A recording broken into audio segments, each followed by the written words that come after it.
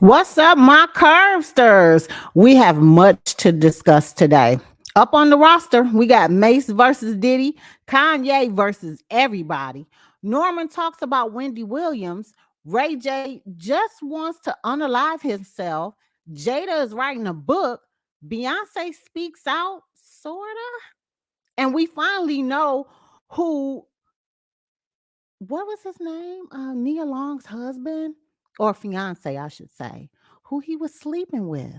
Oh shoot, we got much, much more, y'all. So just join us as we be able to break down the latest hot topics for y'all and give y'all a little bit of entertainment for the next couple of hours. Come on in. Let us join this fantastic voyage. TM, rest in peace, too. Coolio. But we're gonna try to go ahead and give y'all some of this entertainment for you. Join us and let's get it started.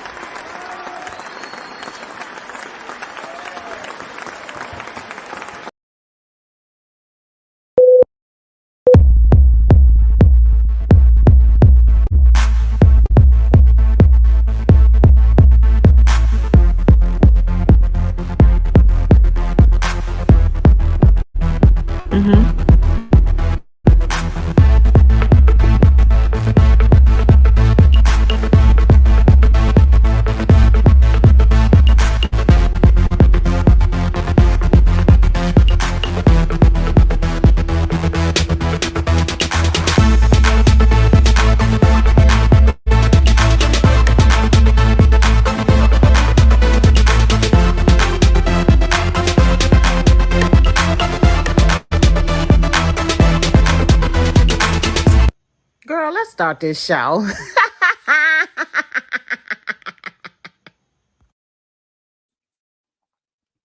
What's up, my Curbsters? What's going on? What's going on? What's going on?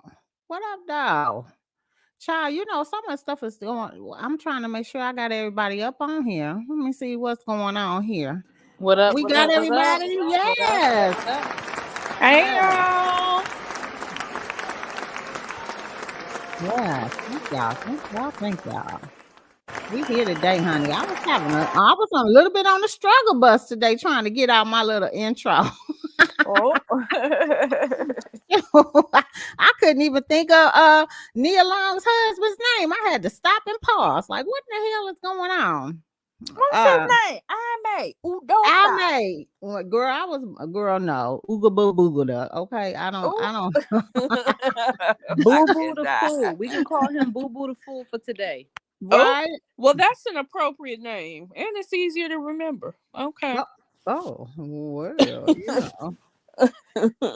Yes, well, we do got a bunch of stuff to talk about today. Before we even get started on any of this stuff, because anytime I say that Kanye West is out here versing everybody, honey, it's gonna be a magical day because I swear for God. It also he was fighting with so many people that I think everybody else just wanted to fight with everybody else just because his ass was out here fighting with everybody. Oh well. Like literally, right? Oh, I see everybody is starting to join in. We're giving everybody a little bit of time to come on in. Hey, Jerron. Oh, yes, Jerron, I got something for you. But you just missed it literally like 2.5 seconds ago. But yes, I see everybody is coming in. Hey, Mama Joe was in the building. Yes. We are getting into it, honey.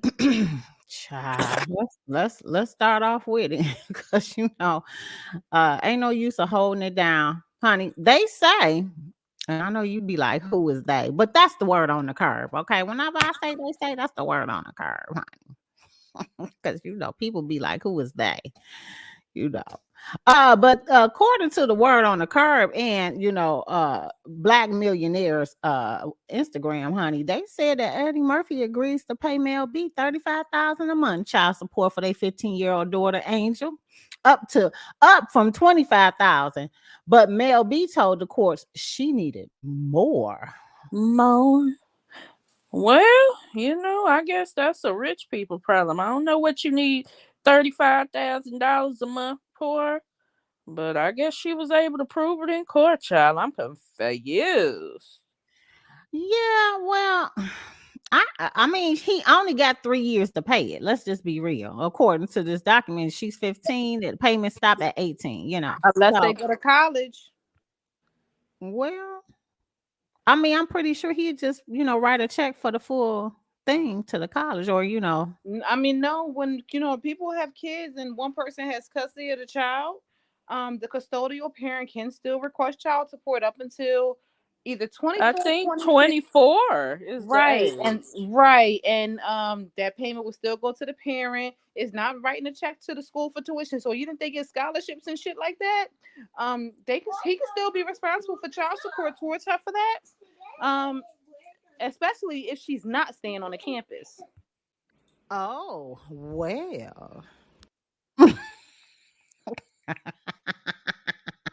Oh.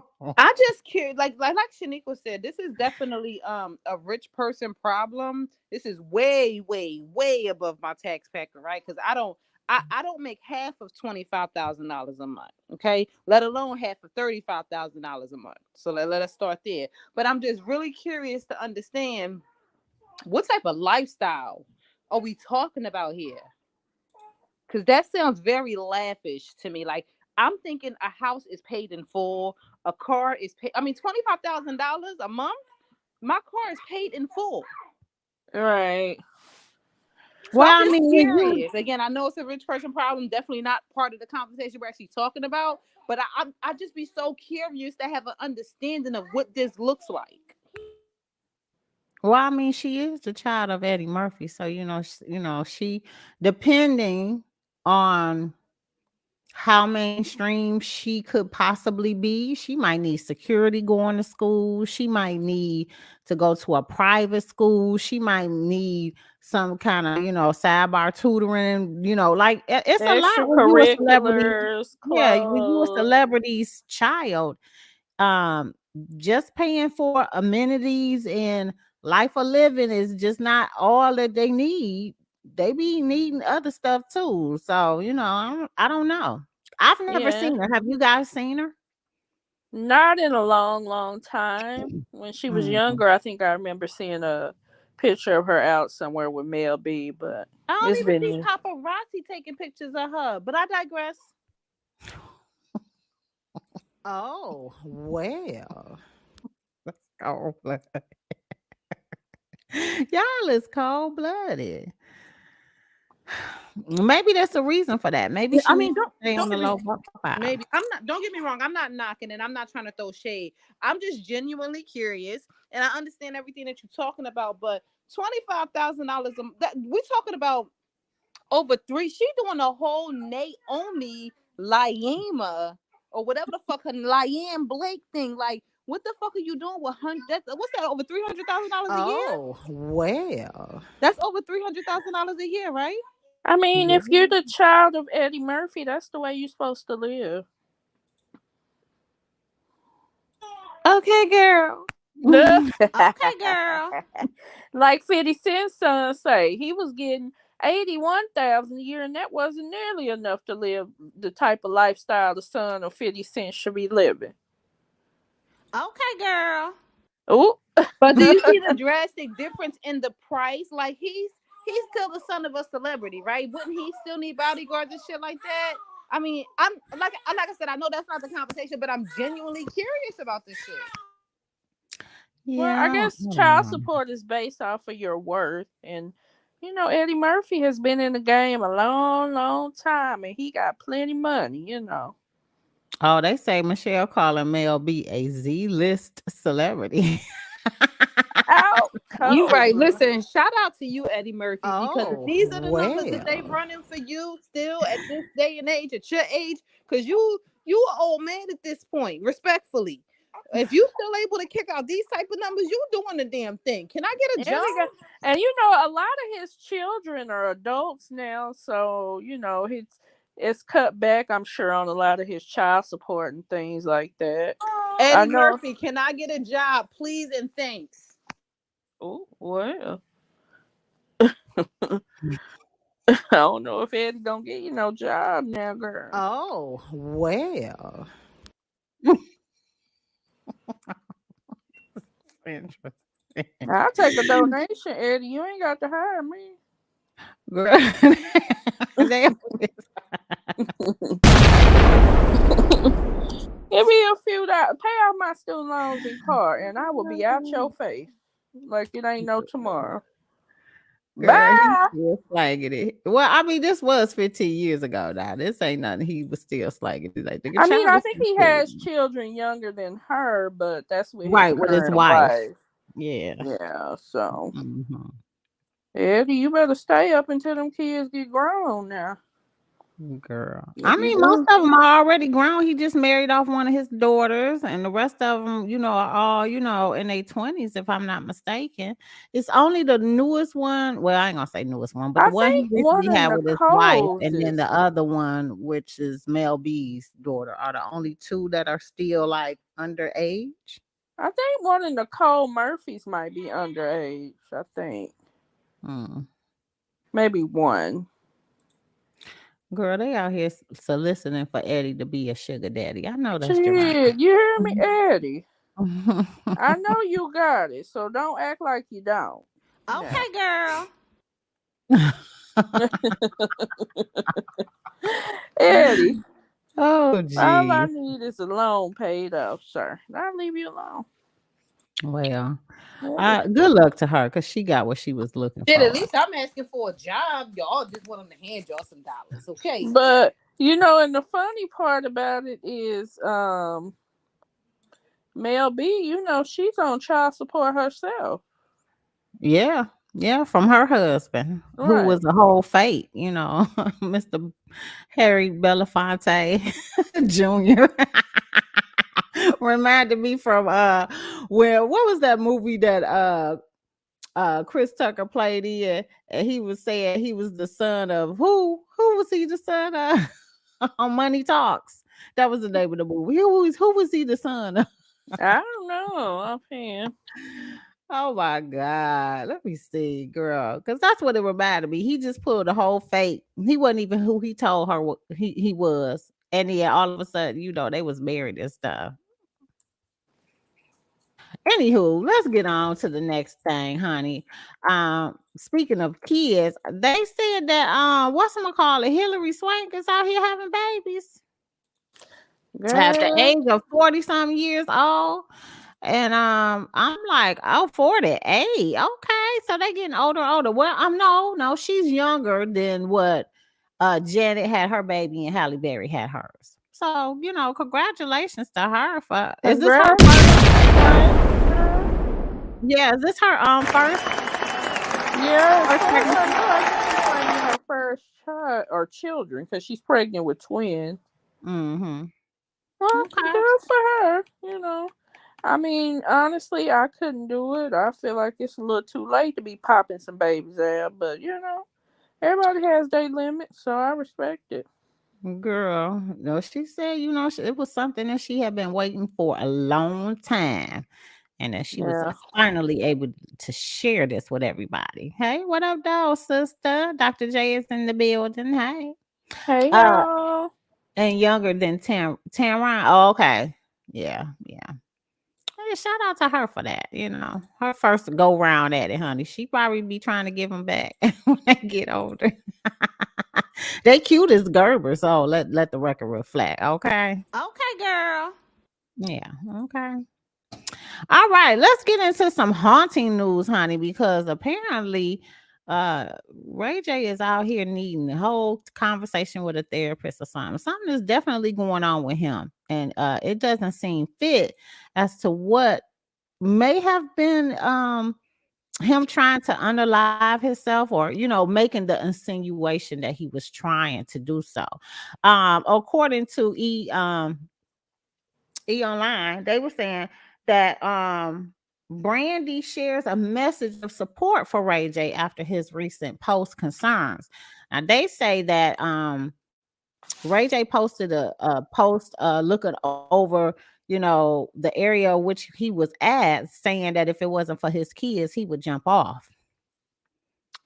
Crazy. And that's when, I guess, his sister posted the post about him and her together, just, lending some support. We need you, bro. Don't be trying to go nowhere. So they say in this report that the outlet reported that a source close to Ray J said he was with Princess Love and that drinking led him to publish the disturbing post on social media. This is what the source told TMZ, that Ray J was not hospitalized and that he was just messing around. Brandy and Ray J's siblings' love has been well documented over the years since the rose to fame as a singer and actress with her own sitcom Moesha. But he has been doing weird stuff. Like this whole Kim Kardashian situation, I think is a lot for him. I know it bothers him a lot that he has to keep defending himself, which I totally agree with him 100%. Whatever the agreement was behind the scenes, that's where it should have stayed put. You should not keep bringing it up and talking about it on a reality show for ratings. That seems desperate and thirsty.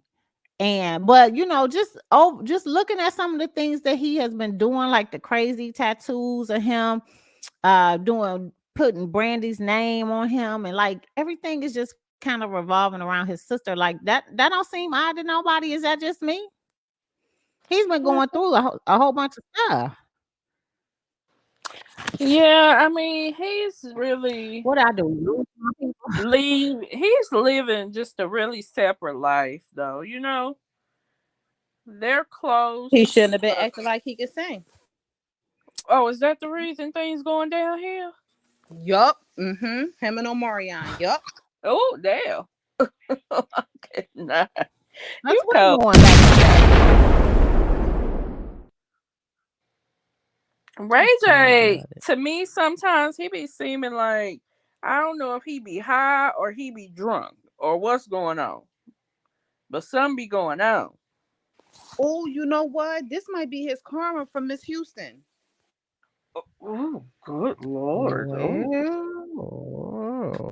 Oh. well. Listen, karma don't have no expiration now. Yeah, she definitely You know popped up. what could clear the air though? What could clear the air? Brandy, tell us what was in that goddamn note. That would clear the air. Oh. That would clear the air. I agree. Well, I mean, it could be they've been circling around, pictures of him and Whitney Houston together, and showing him being all dramatic, putting his hand on the casket when it was coming down the aisle and And stuff of wasn't the church. Leola just live on a social platform not Yes, that she long was. ago? All of a sudden talking about this again, like, and then this is happening to Ray J. Coincidence, maybe. I could absolutely be reaching. We did just get out of another Mercury retrograde. But anything is possible. Well, Definitely. we definitely gonna talk about that, Leola, honey. But yeah, maybe it is. It's just his time to get his karma. But we still ain't gonna never know what was in that damn note. And guess what? We still ain't gonna be seeing nothing else different from him. Like, I don't think he's going to be making no changes. I won't be surprised if next thing you know he go into a wellness center or rehab, some shit like that. Just like Whitney, huh? Yeah. Well, I'm just saying, I told you guys in the first place that I do believe, and this is just my personal opinion, and all of this is alleged information because I don't have no facts about nothing. But I told y'all that I believe that he was her supplier. Like he knew where to go and get it from. And he was supplying her with that. Now, Leola tells a different story. Leola said there wasn't no drugs found in Whitney Houston's body, although the autopsy report that we thoroughly went through suggests otherwise. But shit, let's just get on into that. Let's just get on into Leola, okay? Since we talking about her ass too, let's get into Leola because I hope Ray J gets him some help if that because I don't see that as something that you should be playing around with. That's one. They were trying to make it seem like it was a joke. I don't see it as a joke. That's not nothing you playing around with. I think that was just poor PR of them trying to cover up the fact that he was possibly trying to do something like that for real. You know what I'm saying? But let's get into it. Now I know it's sideways. This is TikTok. And if I'm not mistaken, I probably could pull up the whole thing, but I think it's 30 minutes. We just don't have that type of time to give to Leola because we've given her enough time to come out with the so-called book and dispel some of the information she was going to provide to us anyway on a live that she never went live and told us. Here it is 2+ years later, and now her ass is having a whole conversation. So I would rather give you a little TikTok version of each snippet than listen to 30 minutes of Leola Brown talking about this mess. I just can't do it. Okay. Yeah, So I feel you. Cause let Leola, let me be honest about it. I listened to most of it. She just, to me, look like she making up shit. Where are you getting this information from that nobody else has, man? You got to make it make sense now, Leola. oh Leola. Yeah, Leola. girl. I But go don't think ahead. she gonna ever make no damn sense of Leola. You know what I'm saying? I never. Well, What she Jerome said. say she feel like you need to be high to watch Leola, and she don't smoke, so. I don't either. Oh well. Ooh, I don't yeah. either. So let's take a listen to it. Let me tell you, it's supposed to have been 3 snippets, but it's really 5. But a couple of them were posted as a repeat. So we're gonna weed through that. Okay, we're gonna give you what you need to know. Okay, here we go. Let's take a listen to Leola. We're going to start with Houston. Whitney Houston's body told anybody upon looking at it that it was foul play. Okay, don't get it twisted. No. Whitney Houston, I counted 10, at least 10 gashes in her chest alone. She had marks up and down her legs. Her fingernails were chipped. Her face was busted out. It was blown up. Yes, as if somebody was punching her in the face. Whitney Houston fought for her life. Yes, she did. Excuse me, let me have a drink of water. Whitney fought for her life. Whitney had skin taken off her back. There was so many things wrong with Whitney's body. I mean, it told anybody.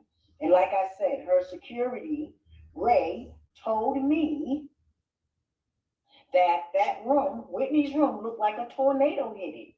So it was a fight. It was a struggle. Okay? Yes, it was. Pat knew this. Gary knew this. But they also did something else when before the authorities got there to the hospital with Whitney. Pat and Gary staged the scene. Yes, I have an eyewitness that was there that watched them go in and out of the room after Whitney's body laid there, and they were taking things out from one room to the next. Pat and Gary did this. So Whitney's body definitely denoted that there was foul play. Okay? All of her bruises told us what happened in that room. Whitney fought for her life.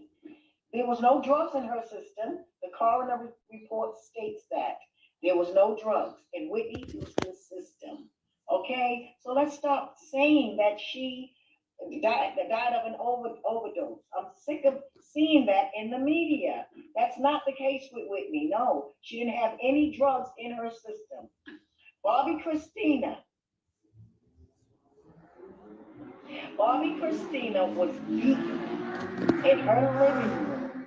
Go and look at So there's no doubt in my mind that we already knew that Bobby Christina was beaten. Okay. Even in the testimony in the trial when Bobby Brown went to court to sue Bobby Christina's boyfriend at the time, she had missing teeth. She had bruises all over her body. That was well known. That's documented. So that one we're not disputing. We knew there was domestic violence. But what she also indicates in this little clip is that there was a lady or girl in the room at the time of Bobby Christina's death that Bobby Christina was not friends with any longer, but she was there. So like this was like a setup between Nick Gordon and maybe this girl who was in the room. Just take a listen. At the police report, Bobby Christina was beaten in her living room by Nick Gordon.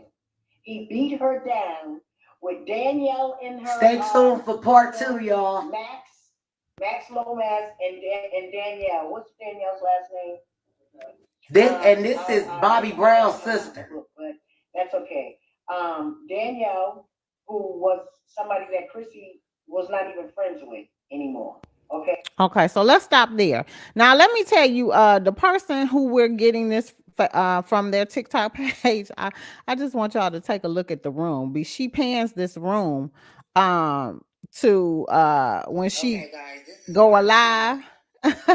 Let me stop this because y'all got to see the drawers hanging over the doggone lamp. What? Wait a minute now. I wasn't paying, ma'am.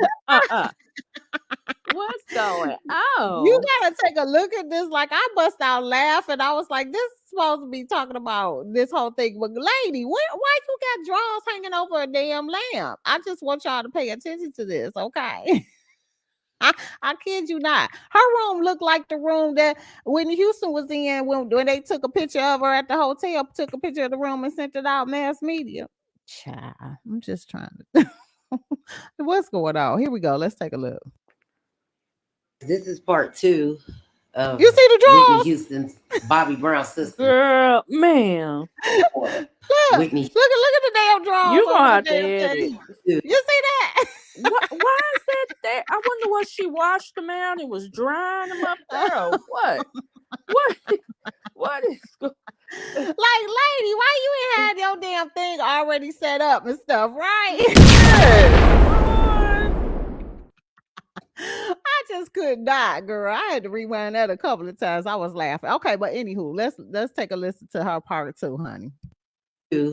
Of Whitney Houston's Bobby Brown's sister telling you what happened. Whitney fought for her life. Whitney had skin taken off her back. And I think this was the same thing. What's wrong with Whitney's body? Hold on, let's fast. Jerron say she was drawing the drawers. That's what I'm thinking, Jerron. She had washed them out in the sink and then wrung them out and put them up there to dry.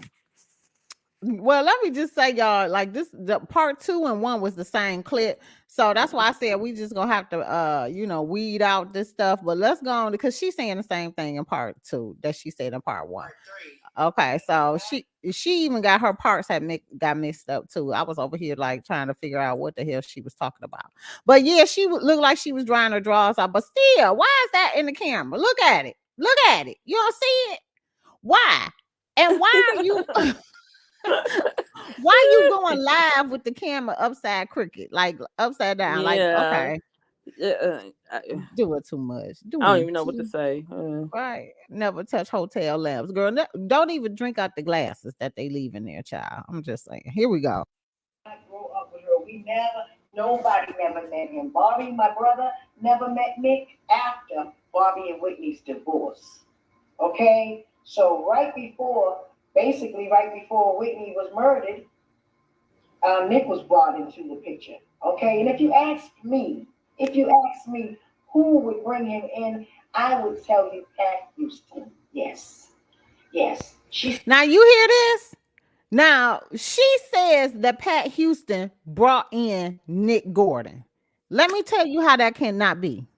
Okay. This is why we be telling y'all pay close attention to what the hell Leola Brown be saying, because some of the stuff just don't make sense. We automatically know that Chrissy and Nick went to school together. Nick got put out of his house and was living on the streets. He had nowhere to go.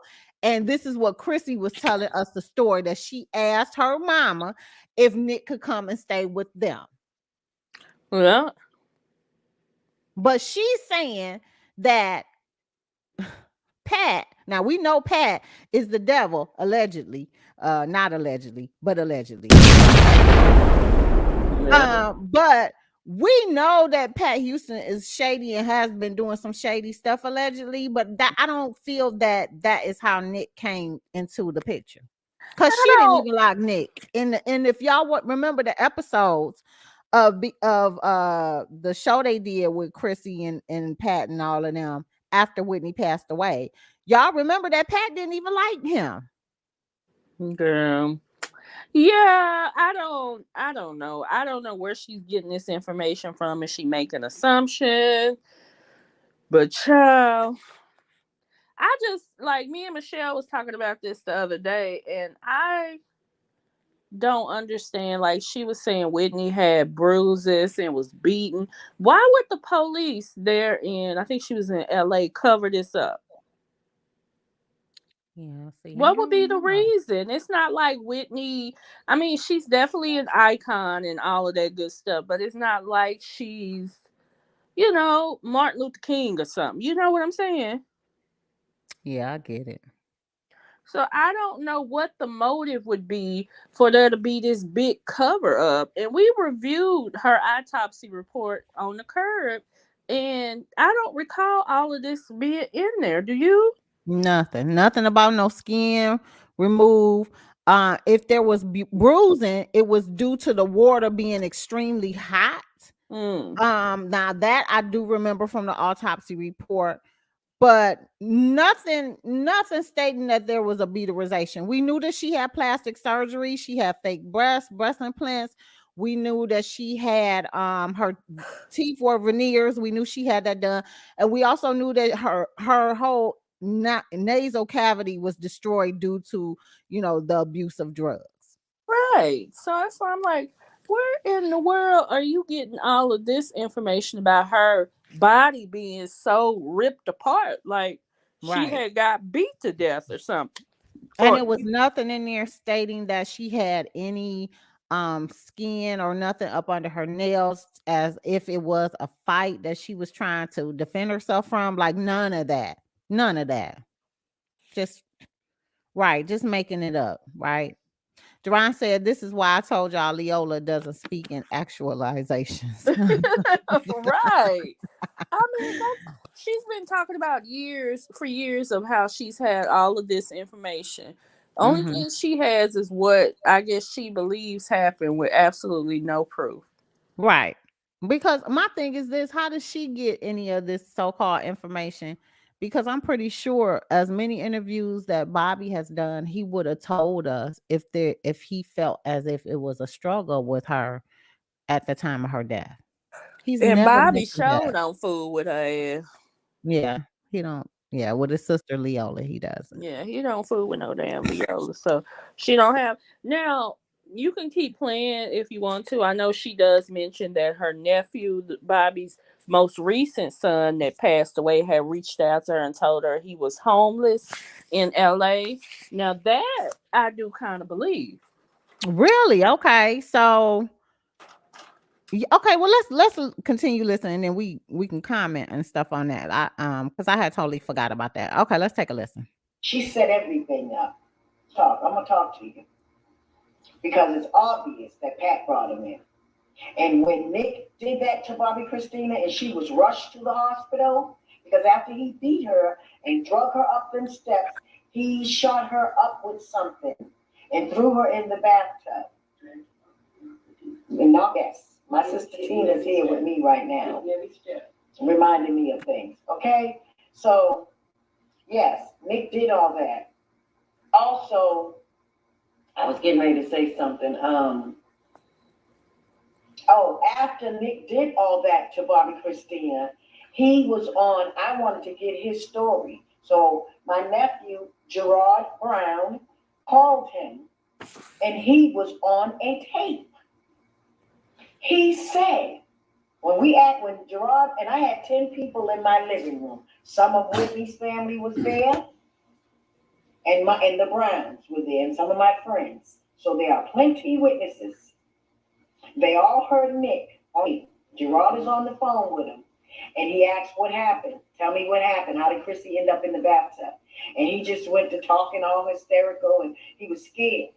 He said, I'm not going down for this. I'm not going down for this. He said, I'm not going down for this one. He said, I saved Pat with Whitney. I'm not going down for Chrissy because I already saved Pat with Whitney. So what did he save you for, Pat? How did he save you? How did he save you, huh? Is that why he's not living right now? I don't know. Talk to me. Because Nick is no longer here to tell the story. Okay. So she's trying to insinuate that Pac took Nick out for so that they could get rid of Whitney and that he wasn't going to take the rap for what happened to Bobby Christina. Hmm. I mean, to me, look, I do believe Pat is a crook and a criminal. Allegedly, I believe that. Mm-hmm. But what motive would she have to kill Whitney? Whitney is her cash cow. Why would you kill your cash cow? Because she was, if I remember correctly, she was up to inherit money from Whitney passing, but that the majority of it was going to go to Bobby Christina, and maybe since she's in, control of all of the whatnots, what have you, that money now has gone to her since neither one are alive. Yeah, I would assume it would have. I thought it would have went to the mother, Sissy. I don't think Sissy had any control of it. I think that Pat took over everything. Hmm. And if you notice, I mean, we did get that interview from Oprah when she interviewed Sissy Houston, because Sissy came out with a book. By the way, we did not read Sissy's book. I think we went down the Whitney Houston rabbit hole and we was done after reading her girlfriend's book, Robin. But yeah, we didn't ever check that book out. Might be something to it. But yeah, like that, like we haven't heard anything else from Sissy Houston after that interview with Oprah. Yeah, I don't know. Maybe she feel like there's nothing left to say. I mean, whatever she says is not going to bring them back. And of course, you know, she is what, close to 80 something, 90 years old, maybe. She's elderly too. So Yeah, I wouldn't want to keep interviewing and dredging up. My daughter and granddaughter passing away. That's not something I would want to keep interviewing about. So I get it. but Pat does. She definitely keeps bringing up anything that has to do with Whitney, like these holograms that I'm so upset about, like literally. Okay, so let's get back into Leola Brown, though, Sean. So Leola Brown is telling us this whole conversation that the nephew had with Nick Gordon. So what were you saying about what the nephew was saying?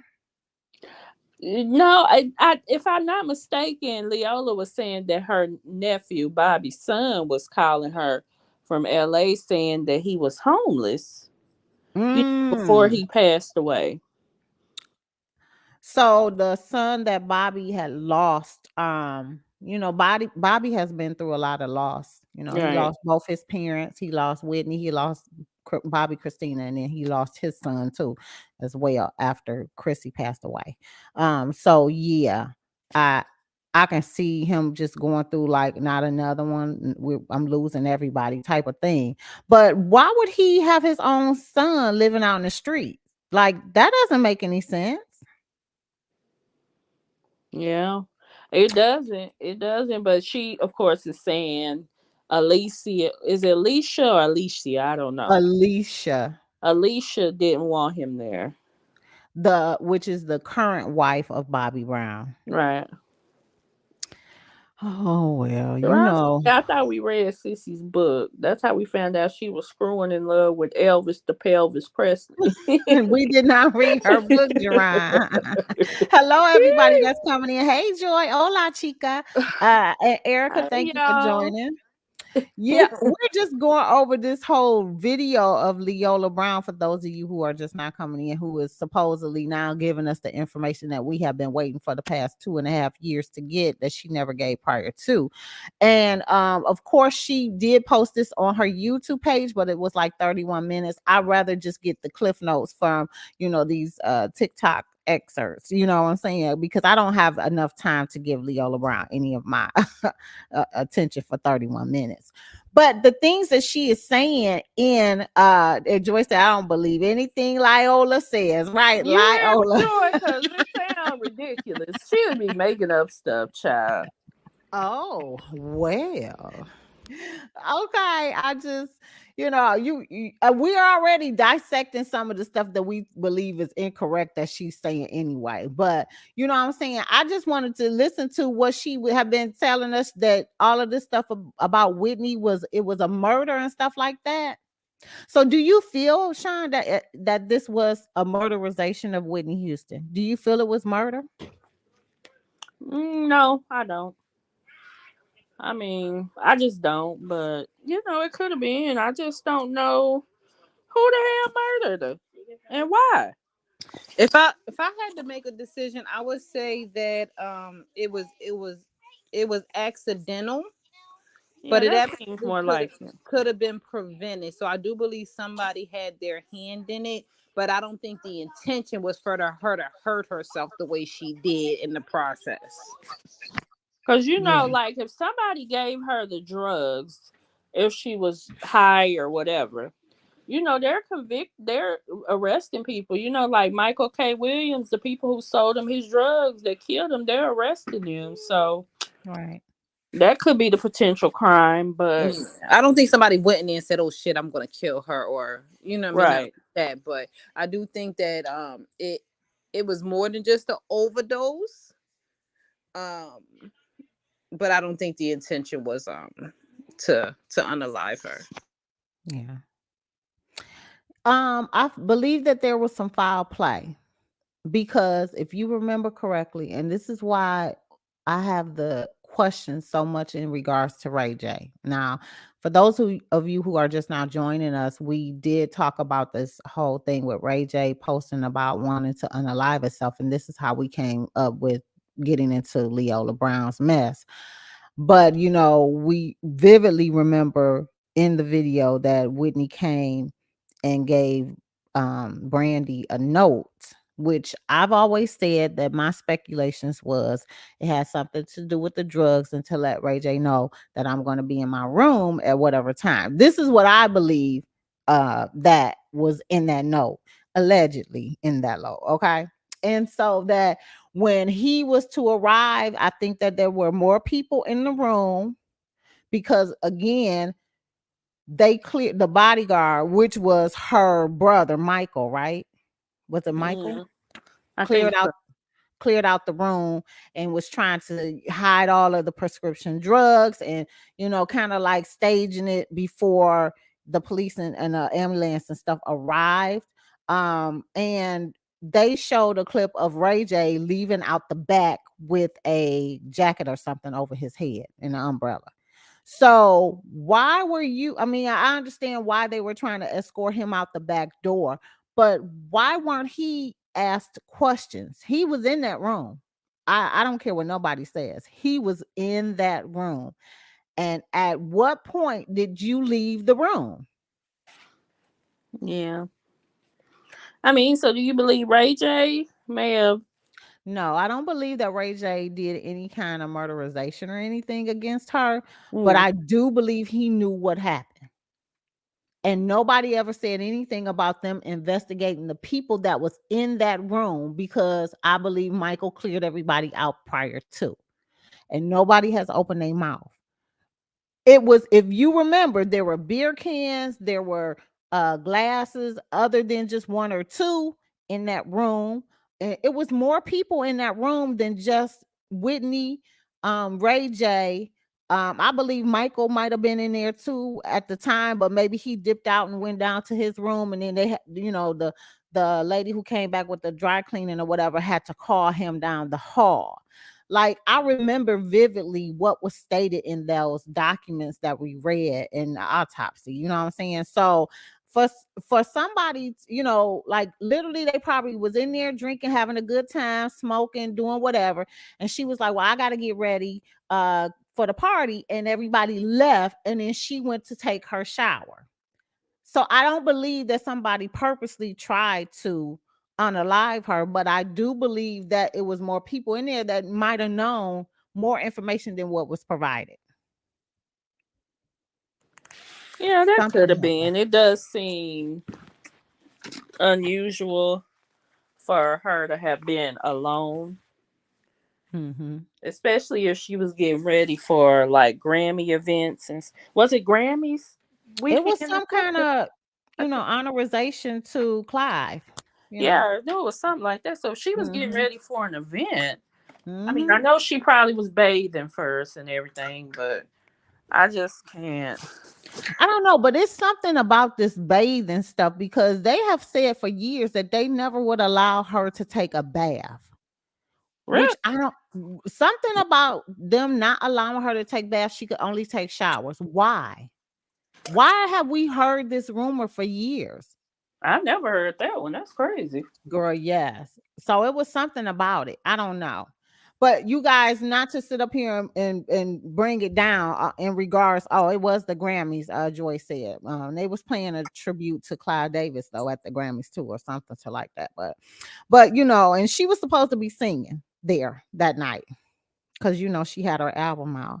But if you guys got the patience to go and listen to the mess that Leola Brown is spewing, then go ahead and check it out.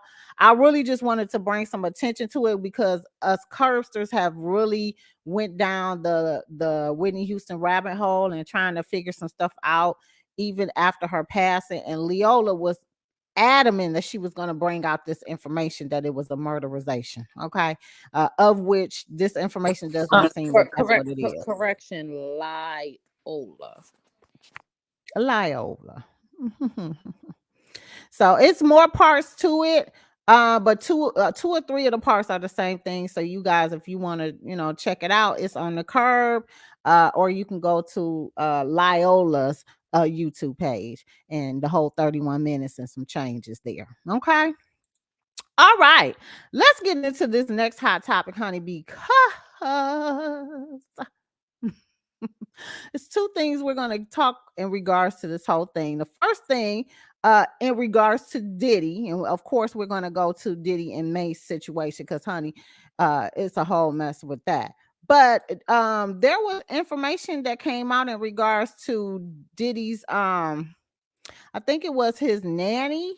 He allegedly fired his nanny for setting a bad example for his daughter. So this is what the lawsuit is supposed to be. So this posted back September 30th of 2022. So I don't know if we ever even talked about it, but let's just get into it now.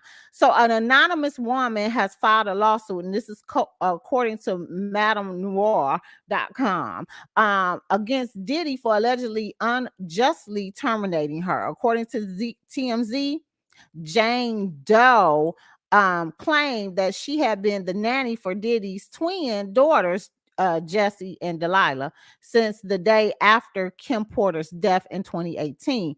Jane Doe moved into Diddy's estate and provided the twins with 24/7 care.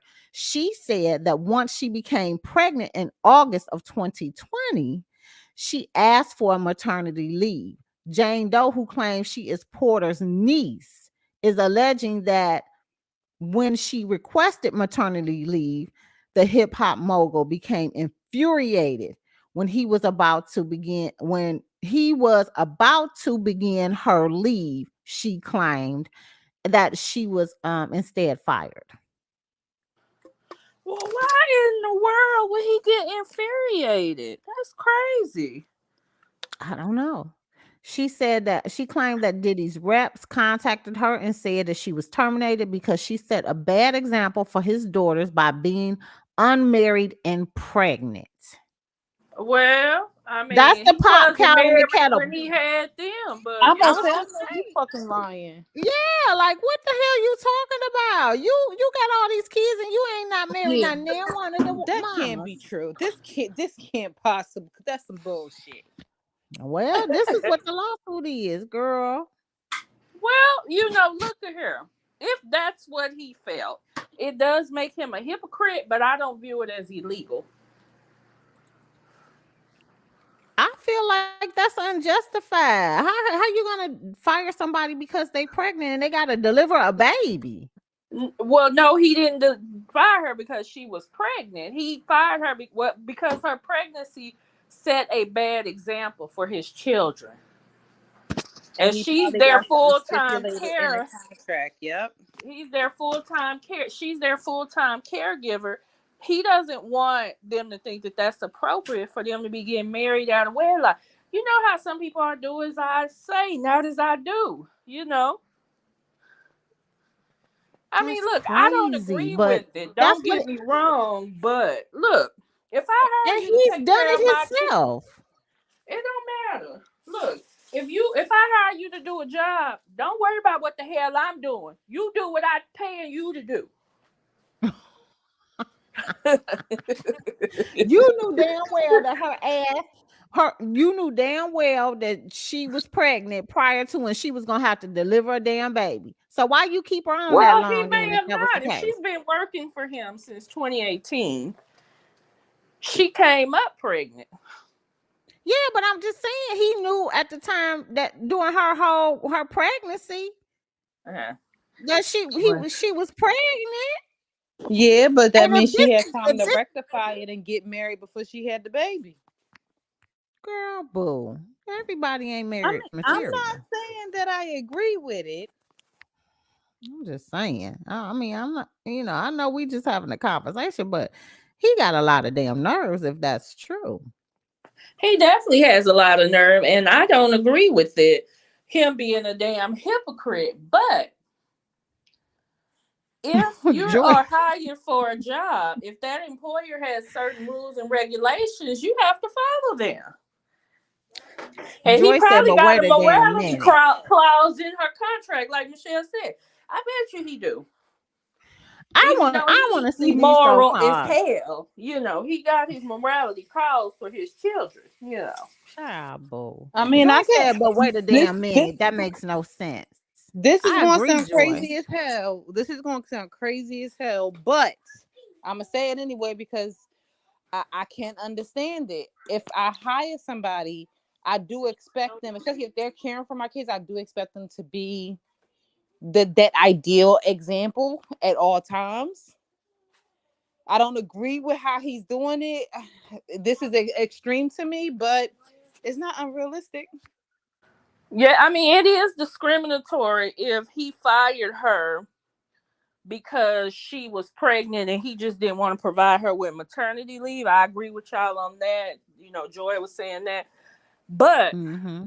if he's firing her based off of some morality clause that's in a contract or in his beliefs, it ain't shit she can do about that now. Mm. That's just stupid. I agree with you, Joy. Their own mammy was pregnant and not married when she had them with his ass, and he It's got a bunch true. of babies out of wedlock. He do, and that's what we saying. It's not making no sense. I don't.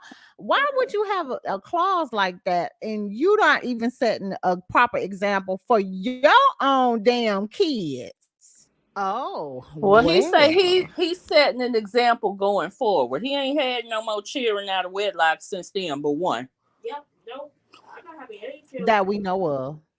Cause I mean, let the word on the curb. He done through had plenty of these youngest he been messing around with. Get rid of them Oh, allegedly. okay. Yeah, you have children. Puffy don't believe in shit. All right, Jerron.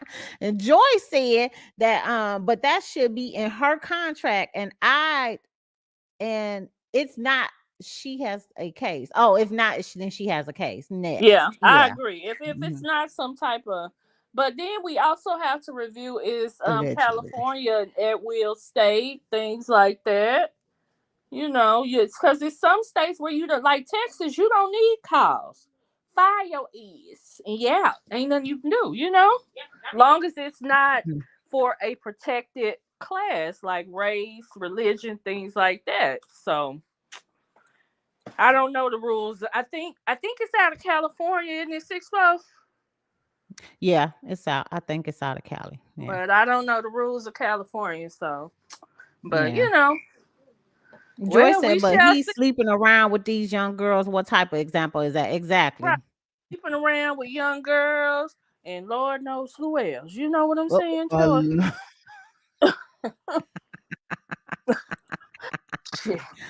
Who okay. else? I know that, boo. Child, That's what I said. As long as it's not a protected class. crazy. Just crazy. But okay. Pregnancy is definitely protected, but I'm just saying that he can have his reasons. Diddy ain't stupid. He is a smart businessman. He a crook, but he a smart man. Allegedly. Yeah, put your allegedly across. Diddy, I ain't got nothing but $6 in the bank, so you can come if you want to. Allegedly. All right, well, let's get into the next case, honey, because we still on Diddy. Because Diddy was on the Breakfast Club talking about the fake pastor, aka Mase. Ooh. Diddy says Mase owes him $3 million, calls him a fake pastor who conned people. Child, let's get into this whole mess, honey, because Mase came back with a couple of responses. Ooh. Think that I'm a scumbag that would ever steal anything. My name is Diddy, Sean Combs. I never took nothing from nobody a day in my life. All I've ever given is opportunity and Oh, he couldn't even get it down, Lord. making. So when I hear or I see things and I'm like, wow, this vibe that they got on me, like I'm Big Red or something. I came here, I had to open up the doors. So you're saying you don't steal from artists, is what you're saying? Never. Ooh. Never. So how does a narrative like that happen with so many different people? Because people have this thing called the tap out button. When you get to a certain point and the money is running low, you gotta run this hustle to try to find somebody to blame. Mm-hmm. You know what I'm saying? I have all my receipts. And so we are going to do a retrospective with all the artists, and we're going to get this narrative clear. Just in general, the Mase thing, I did one album with Mase. One album. How much money do you think I owe this guy? One album? And then he became a fake pastor and went and conned people. And then y'all gonna let him throw dirt on the God's name? On the God's name? I wrote each and every one, and each and everybody, and anybody could come and step up. Bring your receipts. But I'm not playing. I'm back outside and I'm fighting back for us. And I'm also do a little fighting back for me. You know what I'm saying? So how much money and I'm just throwing this out, how much money does somebody like a Mase owe you? Because the reason I say that, Mase owes me $3 million. That's facts. I got the receipt. Second album, you gave money to do second album, never delivered. Did the album, never delivered. You know what I'm saying? And I'm not going to go back and forth with Mase. You know what I'm saying? I'm not going back and forth with nobody. I'm just going to, if I'm here, I'm going to speak up for myself. I'm going to speak up for myself now. You know what I'm saying? What would the lot say? Like I spoke to a lot. Yeah, I told a lot. They going to help me clear it up. Yeah. They know, the truth going to be the truth. But we're going to get to the truth. As long as I'm outside, we're going to get, not trying to start nothing with nobody. Mase, I love Mase. And I will tell anybody thinks I owe them something, show me the receipt. You get paid in 24 hours. Show him the receipts. Show me the money. But you know what? I'm not going to lie. Diddy is telling the truth. He didn't steal from nobody. But he honored the contracts that people had, but the contracts were bullshit. That's the issue. Girl. Let's check out what the chat is saying because they're going off. So it say without a contract, they can fire without cause. Okay, thank you. They said Diddy didn't not try and Tasha K shine. Don't come forward. They say he's lying. They say Mase is lying. And who the hell is God? But who's the God? Why is he calling himself God and speaking in third person? Okay, that's mad weird. See how his voice changed? Like, yeah, crack is whack. You know he was high. Allegedly. I'm just saying, like, okay, yes, we know that he did one album with Mase. We know that he did a second album and it didn't deliver the way he thought it was going to deliver. But Mase would have been out of the game for how long? And y'all wanted to come back with Welcome Back Carter and an album with no cussing. I'm just saying, how does that work? How does that work?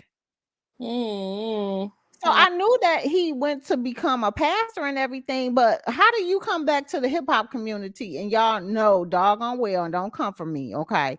Y'all know that anything that is positive is a negative in the music business. Y'all know that, right? Yeah. Anything of you talking about bigging up the community, talking about not using drugs, not drinking, not doing any fornicating, like anything that is positive is a negative in the music industry, flat out.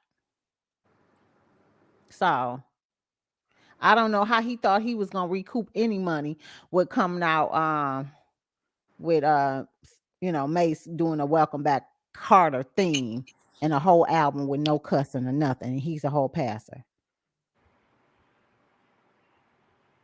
Quiet, cricket. You know what I'm saying? I'm just telling the truth, like for real. Oh, well. Oh, Mase and Diddy. I mean, Diddy, I'm sure has his paperwork in order. He honored whatever contracts these damn fools signed. You know. Yeah.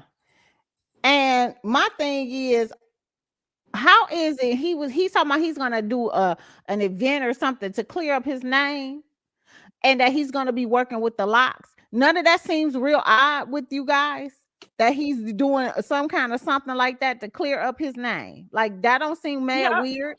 No, it doesn't seem weird to me because that's the narrative that on the street. If you mention Diddy's name about music, you look in the comments, that's all you see. Crook, criminal. Don't But do it. He that's has to all find his a way to squash that narrative. but that's all his artists has said about him. All of his artists. I mean, but Craig Mack talked about Diddy before he passed away. Rest in peace, Craig Mack. Then you got 112 members coming out talking about Diddy doing a whole raperization allegedly in the contract. Okay, they came out. I think it was Devin or whatever his name was from 112 came out and said some stuff, and he was interviewed by TMZ about it. I guess some of the other members didn't really want to talk about it, but he was like, fuck it. And then you got Mase that came out and said the same thing. We saw how he did Total. Total never has come out and said anything. By the way, sidebar, they was on the Bad Boy tour. You know what I'm saying? So I'm just saying, if your artists are coming out, and don't forget the locks, whole beeferization on the radio station.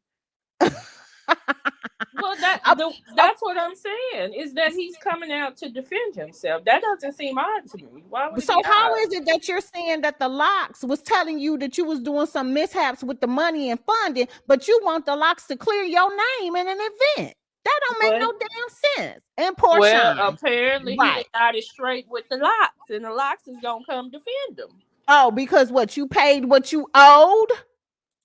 Girl, I don't know about that, but Okay, girl. he didn't have the conversation. Diddy got plenty of money to throw around, so.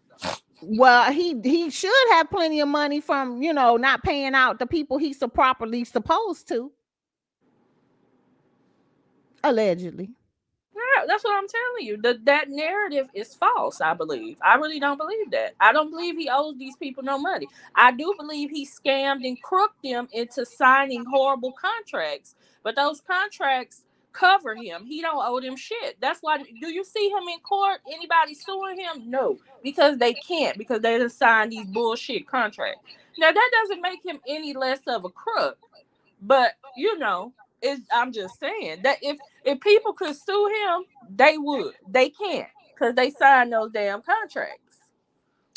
I'm just saying, two wrongs don't make a right. He done made enough money hand over fist to go ahead and finally do his due I mean, I diligence. do think he should do the right thing and give people, like, if you owe them royalties, if you still making money off they song, get these damn people some money. Yeah, because I agree with you definitely. I don't think any of the artists own their own music off of Bad Boy. Mm-mm. Diddy To on this day. everything, huh? To this day. Dang. And I'm still flabbergasted, and nobody can explain to me why the hell that Shine brought his, his ass out on the platform to honor Bad Boy during when they did that honoring Bad Boy P. Diddy thing. Like, I still don't understand that. Like, you went to whole jail for this man. This man threw you up under the bus. Yes, Shine had a spiritual and political epiphany, so I think that's why he did it. Hmm. Mm. Okay, girl. Mm. Yeah, I don't. Yeah. Well, okay. Okay. Let's get into what Mase came back and said in regards to P. Diddy and his mess. Let's get into that because girl, other than this, I just don't have no words because I'm still trying to figure it out. I'm still trying to they didn't took this video down. Unbelievable. Okay, so they took that video down of Mase. Can you believe it? Let's see if they took this video down of Mase. Okay, let's take a look at this one. They took one video down that I say because he did about 3 videos or something to respond to him. So Let's go. wait a minute. Is this it? Yo, how dare this nigga talking about he want receipts? Let's start with your mother, nigga.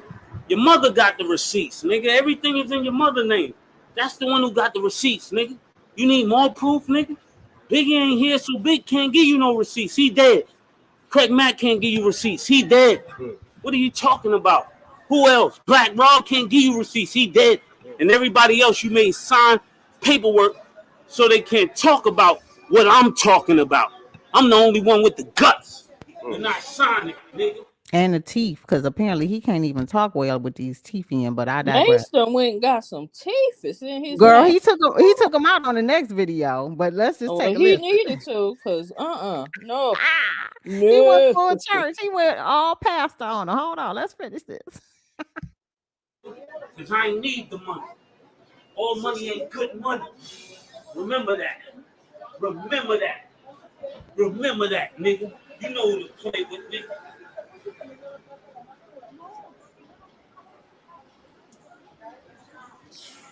Oh.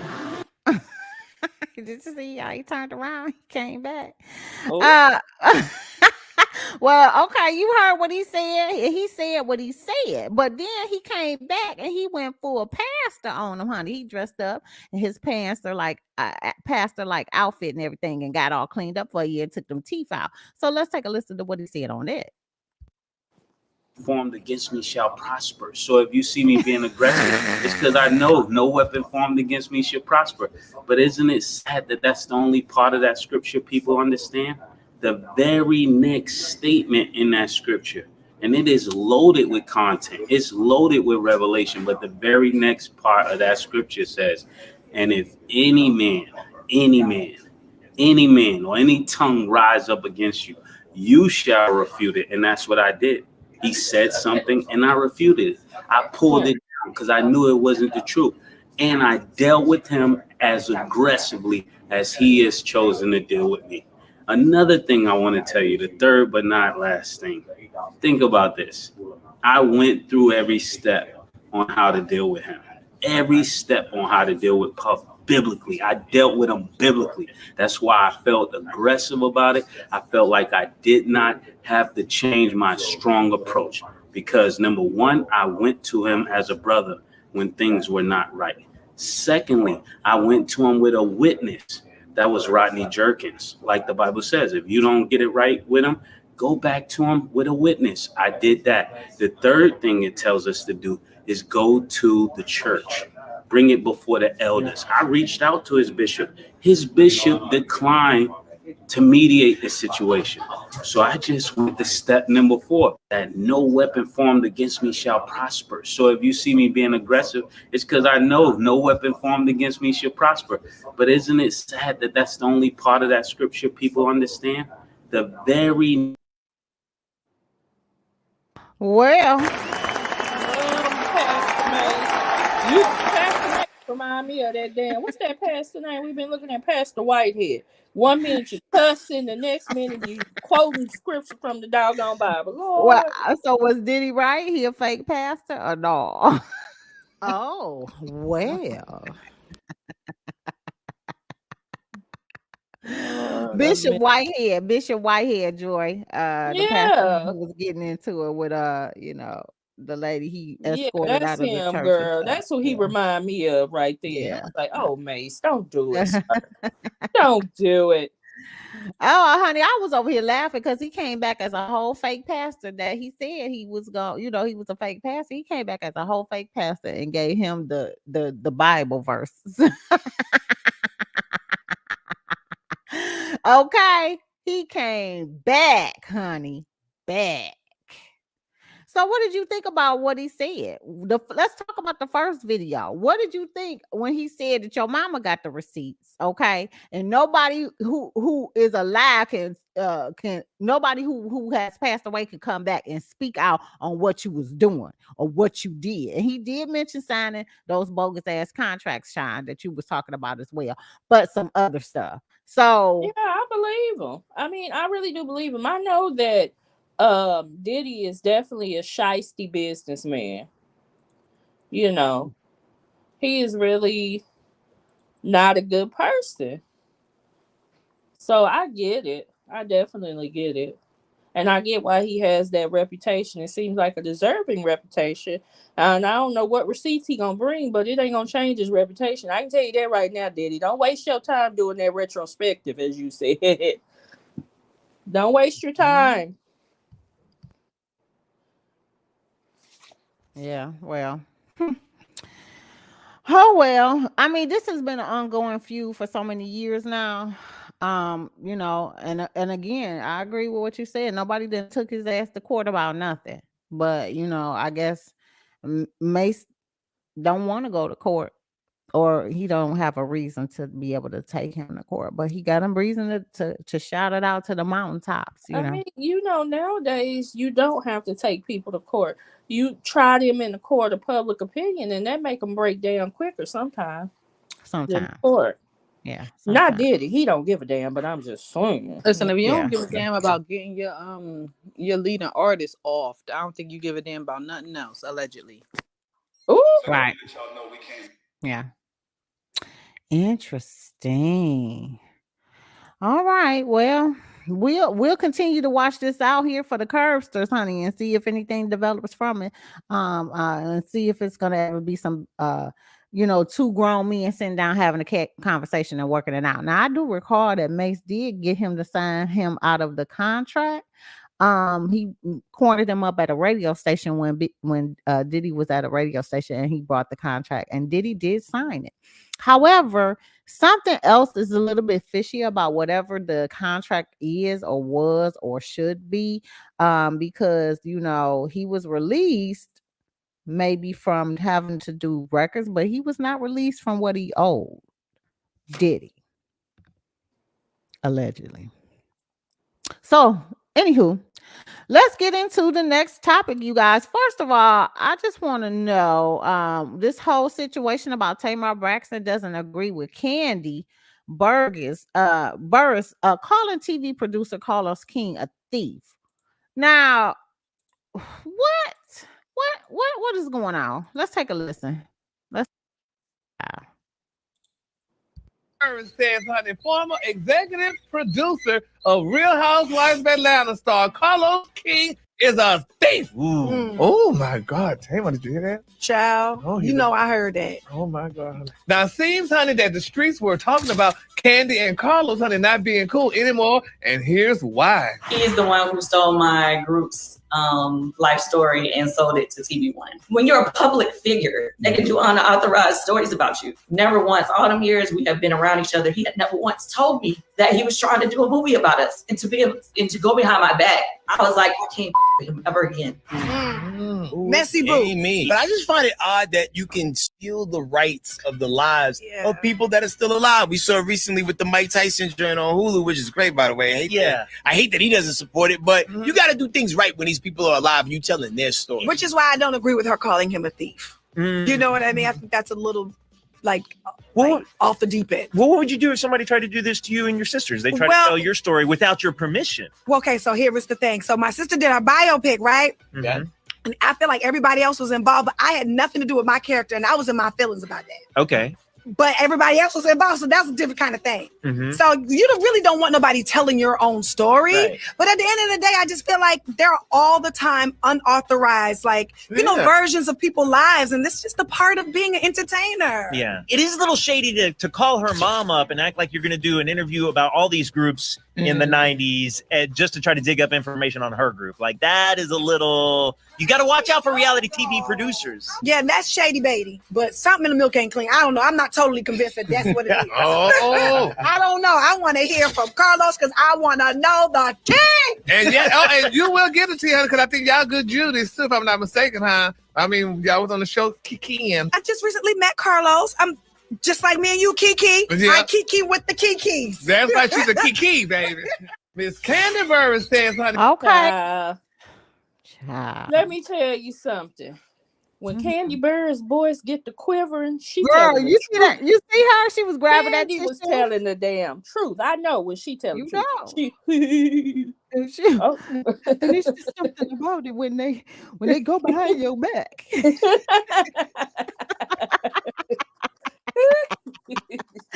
You know, you never once told me or said anything about having to do something like that. Like, never. Oh, well. Well, Carlos, you know, he has not spoken out, which doesn't help the situation. So the only perspective we've heard so far is Candy's. I do think it's inappropriate only because I know how the business works, but you know her. So that is inappropriate. Yeah, personally. To not at least say, Candy, I'm going to sell your story. I'm about to call your mama. I know Candy's going to say, I have now, but you know, at least she would have known. Right. And the one thing I do agree with Tamar about is that there are many unauthorized documentaries and stories about it. But I still feel, just like we was talking about Beyonce, I still feel that it's a common courtesy to reach out to those individuals who you were using their music or you are using their life stories and let them know. Like, if they decline it, then okay. Then you're going to have to make sure that whatever it is, it states, like many books and stuff are unauthorized versions of whatever. You know what I'm saying? So I think Tamar should have kept her damn mouth shut. That's what I think. I think that you should never. I think that you should never speak against somebody who feels like they stole from them because they have that right, and you speaking like that you just being messy. I mean, and she felt the exact same way when it happened to her. So. But my thing is, y'all was over here doing a whole, not you personally, Shantee, but people, the word on the curb, people was over here having a whole hissy fit when Khalees was up here saying, you know, saying the same shit. You know what? That song didn't technically belong to Khalees. That ain't Khalees shit. She sang it, but she got fleeced out the song. It belonged to Pharrell and whoever else. Just like I'm too sexy for the whatchamahoo. Apparently, they didn't own it either. You got to own something before you can be pissed about it. But that song is well known by the artist who sung it. That my whole thing is show some due diligence, show some humanness or something. Like, you know what I'm saying? Like, hey girl, you know, I know you really you know is not on here as the person who whatever. But I was thinking about using your whatever on my song. Like, I mean, I don't know. You know, the business, like I always say, is cutthroat. I get it, but I mean, if you move around and do some of the things that we have seen in these streets in regards to Beyonce and Pharrell and any of the other ones as well, you know, allegedly not doing their due diligence and stealing this and doing that or whatever, allegedly, then, you know, this just sidebar makes you look at them real differently. Whether or not, I'm not saying that she didn't go through proper protocol, but that song was famous because that person sung that song. And I don't think that it's cool, especially with those that are alive, that you just take stuff right. And for what Candy saying, you know, they knew each other personally and stuff, right up under her nose. Like, how does that work? Like, what kind of friend are you? Maybe he don't consider them friends. Obviously not, boo. Obviously not. Not on that. I mean, I know he knows her because he was a producer on the first seasons of Housewives of Atlanta, so he definitely knows her. But right. Yeah. I don't know. That's crazy. Well, honey, I just don't get it. I don't. But anywho, you guys, let's get into our first commercial break. I'm so glad you guys are still sticking with us. We got some more stuff lined up for you, but right now we wants to know the tea. My Curbsters, what's the tea? This is your girl Sixx, and I'm coming to you live. We want to know what the tea is, but I ain't want to gossip, so you ain't heard it from me. But if you got some tea and you want to spill it, then go ahead and drop us an email at sixwordonthecurve@outlook.com. Why? You wonder why? What? Because, bitch, we nosy. We want to know the scoop. We want to be able to come out with some stuff about these celebrities, too. We want the tea. You know we are always messy and petty and extra. So hit your girl Sixx up and give us all the tea that you know, and we'll be able to share it on our lives as well, because we want breaking news, and I'm coming to be petty. You heard? Yes, girl, I heard. I'm in the back eating me a snack real quick. But if you guys got some information you want us to spill, honey, make sure you share it with us. Just send us an email and put in the spill the tea. What's tea? And you can email us at sixwordonthecurve@outlook.com. And y'all already know we give it to you raw. We give it to you like it is. And we love to get that tea and that information too. Drop us a line. That's SIXXWOTC@outlook.com. All right. All right. Well, honey, let's get into something a little bit humorous, honey, because I was just sitting back looking at this like, what in the hell? And let me first say this. I'm all for finding your itch. Okay. Making that dough, being somebody who could be universal, especially these two that has come together to give us broadest foods. Let's take a look.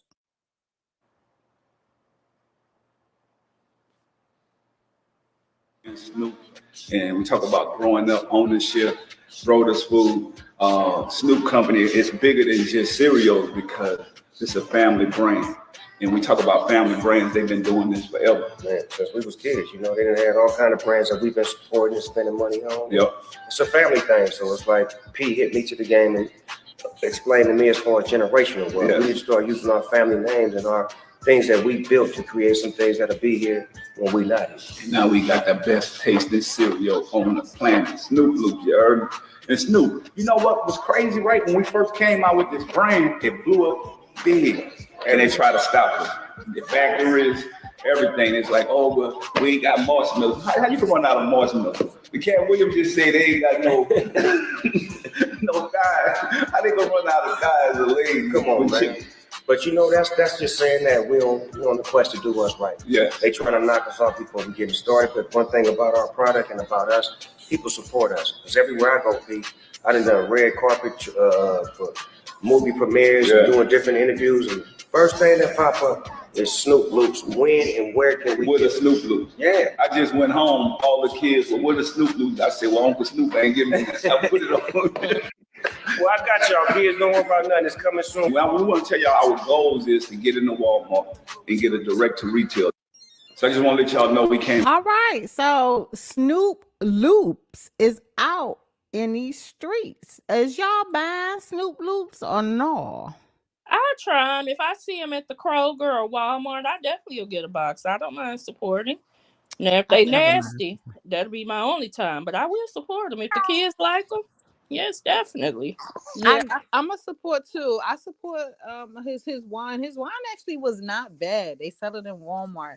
His wine was not bad. So yeah, he got my support.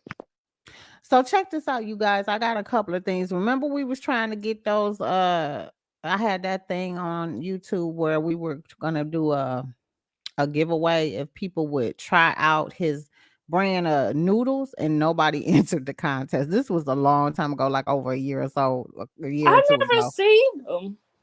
That was the problem. I never seen his noodles. And Yeah. remember, he was saying it was supposed to be coming out to Walmart and stuff To like that. Walmart, yeah. I don't think that ended up happening. I don't know what happened to the noodles, but I do know that they did do the snack stuff for the chips and stuff, right? No, they ain't wrap snacks. That's a different thing. But yeah, no. Yeah, I actually, because I buy noodles all the time. My kids like them, but I've never seen those.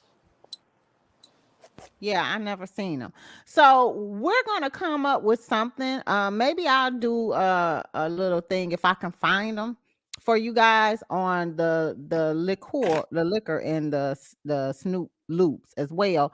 Because I also want to get Mama Joe, and I see she got a question in the chat, but get Mama Joe, and we're gonna do a tour for the Curbsters downtown, and show you some of the homes that the celebrities used to live in here in the D. So she said, so Andy Cohen can't mention Nene Leakes no more. I haven't heard that he can't mention her name or anything. Why do you say that? Is that part of their lawsuit? Is that part of the lawsuit? I thought she ended up didn't the lawsuit get dropped or something? Yeah, he got dropped, so. I don't know. Interesting. I don't know about that, Mama. I'm gonna have to look into that because I haven't heard anything about it mentioning. I know I haven't seen anything like in regards to when you have a lawsuit, you're supposed to keep your mouth shut. So, if it's regarding, she said a lawsuit. If it's regarding a lawsuit, then he not gonna talk about it. Andy Cohen, matter of fact, he ain't never said anything. Don't say she got $4.5 million. I told y'all she got a settlement. I knew it. I knew she got a settlement. That's what Mama Joe said. Mama Joe said she got $4.5 million. I knew she wasn't going nowhere without some coin. I knew it. Yeah. We got a dig for that because I haven't heard anything and nothing came up on the timeline. So where you getting that tea from, girl? And you got to be careful because you know Mama Joe. Mama Joe better not be out here Danielle now. Oh well. I'm just messing with you, Mama. You gotta send me we always try to at least have some proof, some articles or something about that. Send that to me so I can check it out. If not, then you gotta tell me where you thought you saw it at so I could go. Mama Joe, I'm just messing with it, girl. Mama, don't cuss out. Girl, she talking about Joy said she hasn't seen it. Yeah, I haven't seen it or heard anything about that either. So yeah, that's why I said, Mama Joe gotta let us know where she got that tea from. Just saying what I heard. Okay, you heard it. Oh, okay, Mama. Well, okay, that's what I believe too, Mama Joe, because I know Nene was gonna get a coin. Nene ain't stupid. Yeah, I'm not saying Nene's stupid. I hadn't heard nothing about it to be, and we need the proof. You definitely have to have documentation. I get that. Yeah. Okay. Just ragging on you, Mama, not nothing serious. She said on Facebook. Okay, I'll take a look and see. All right.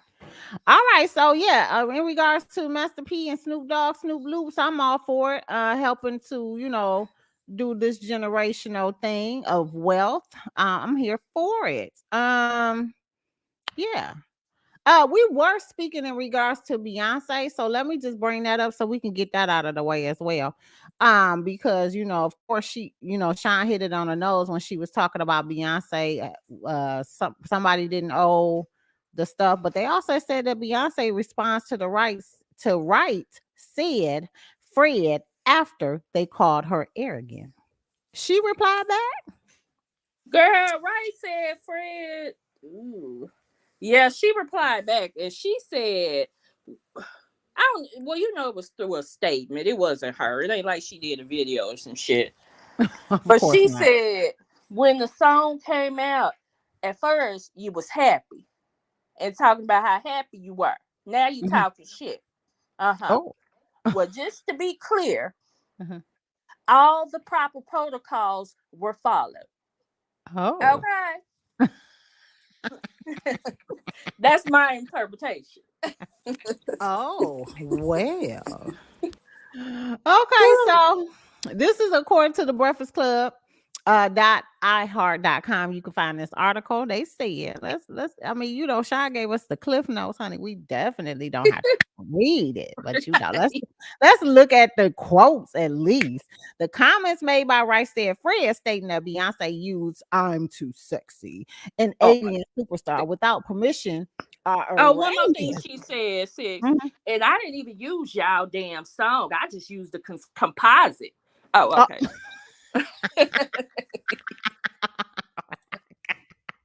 Okay, girl.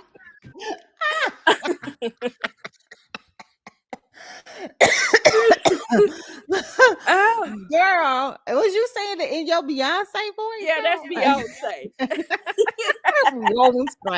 Beyonce.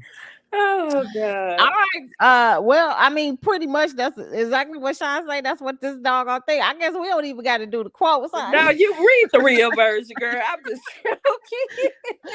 She said it was incredibly disparring. A rep for Beyonce said in a statement, permission was not only granted for its use, but they publicly spoke of their gratitude for being on the album. For their song, there was no sound recording used, only the composition was utilized. Permission was asked of their publisher on May 11, 2022, and the publisher approved the use on June 15, 2022. The statement continued. They were paid for the usage in August of 2022.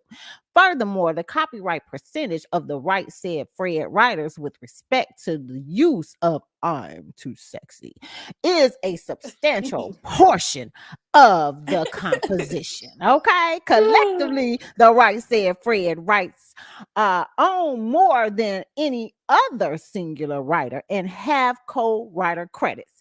This accusation is false. Damn it, it's false.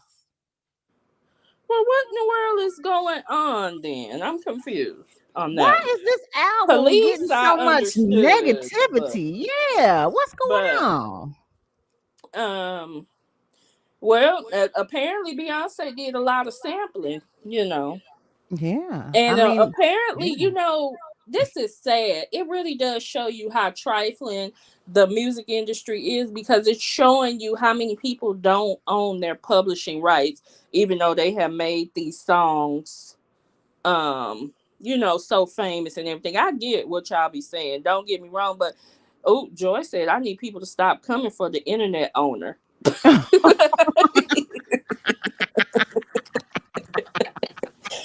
Okay, girl. Oh, well. Yeah, what I was saying, these issues really are highlighting how sad the music industry is, that all these artists have made like these iconic songs that we all know, and a lot of them don't even own the rights to their own damn music. It's sad. Girl, ain't that something? That is something. So, I know, I guess, from what you said, from being in the industry and everybody else, it is protocol for them to call whoever song they want to use. Mm-hmm. I don't see Beyonce as being the one producing music to be. I think she come in there and sing and that's it. But she had a shit ton of sampling on that damn album. She would have been calling all damn day. You heard about the credits for this album? Girl, it was like what, 20-something credits or something on that album? Yeah, which would have been calling all over town, all over the world. Which is not unheard of, but yes, it is, if that makes sense. Like, you know what I'm saying? Like, without social media, nobody probably would have even talked about this. You know what I'm Right. saying? Because it's not uncommon what It's she's not doing. uncommon. No. It's not uncommon.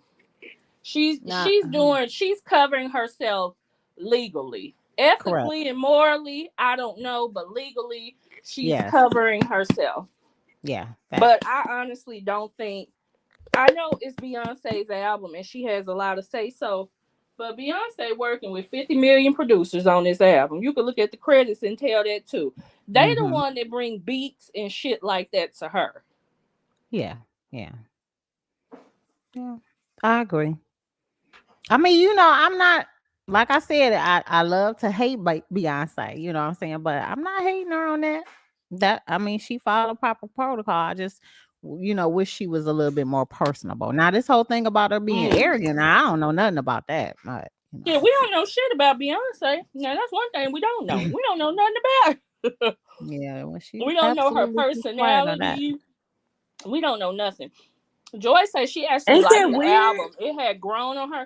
I mean, the songs that I hear on TikTok, everybody doing dance Yeah, routines that one's too, they grown on sound me. all right. Yeah. Yeah. Y'all don't think it's mad weird that don't nobody talk about her personality? It's like everybody had to sign some type of disclosure agreement that you don't Yep. say shit about Beyonce, negative Girl. or positive. Like that shit Right. is weird as fuck to me. Yeah. Yeah.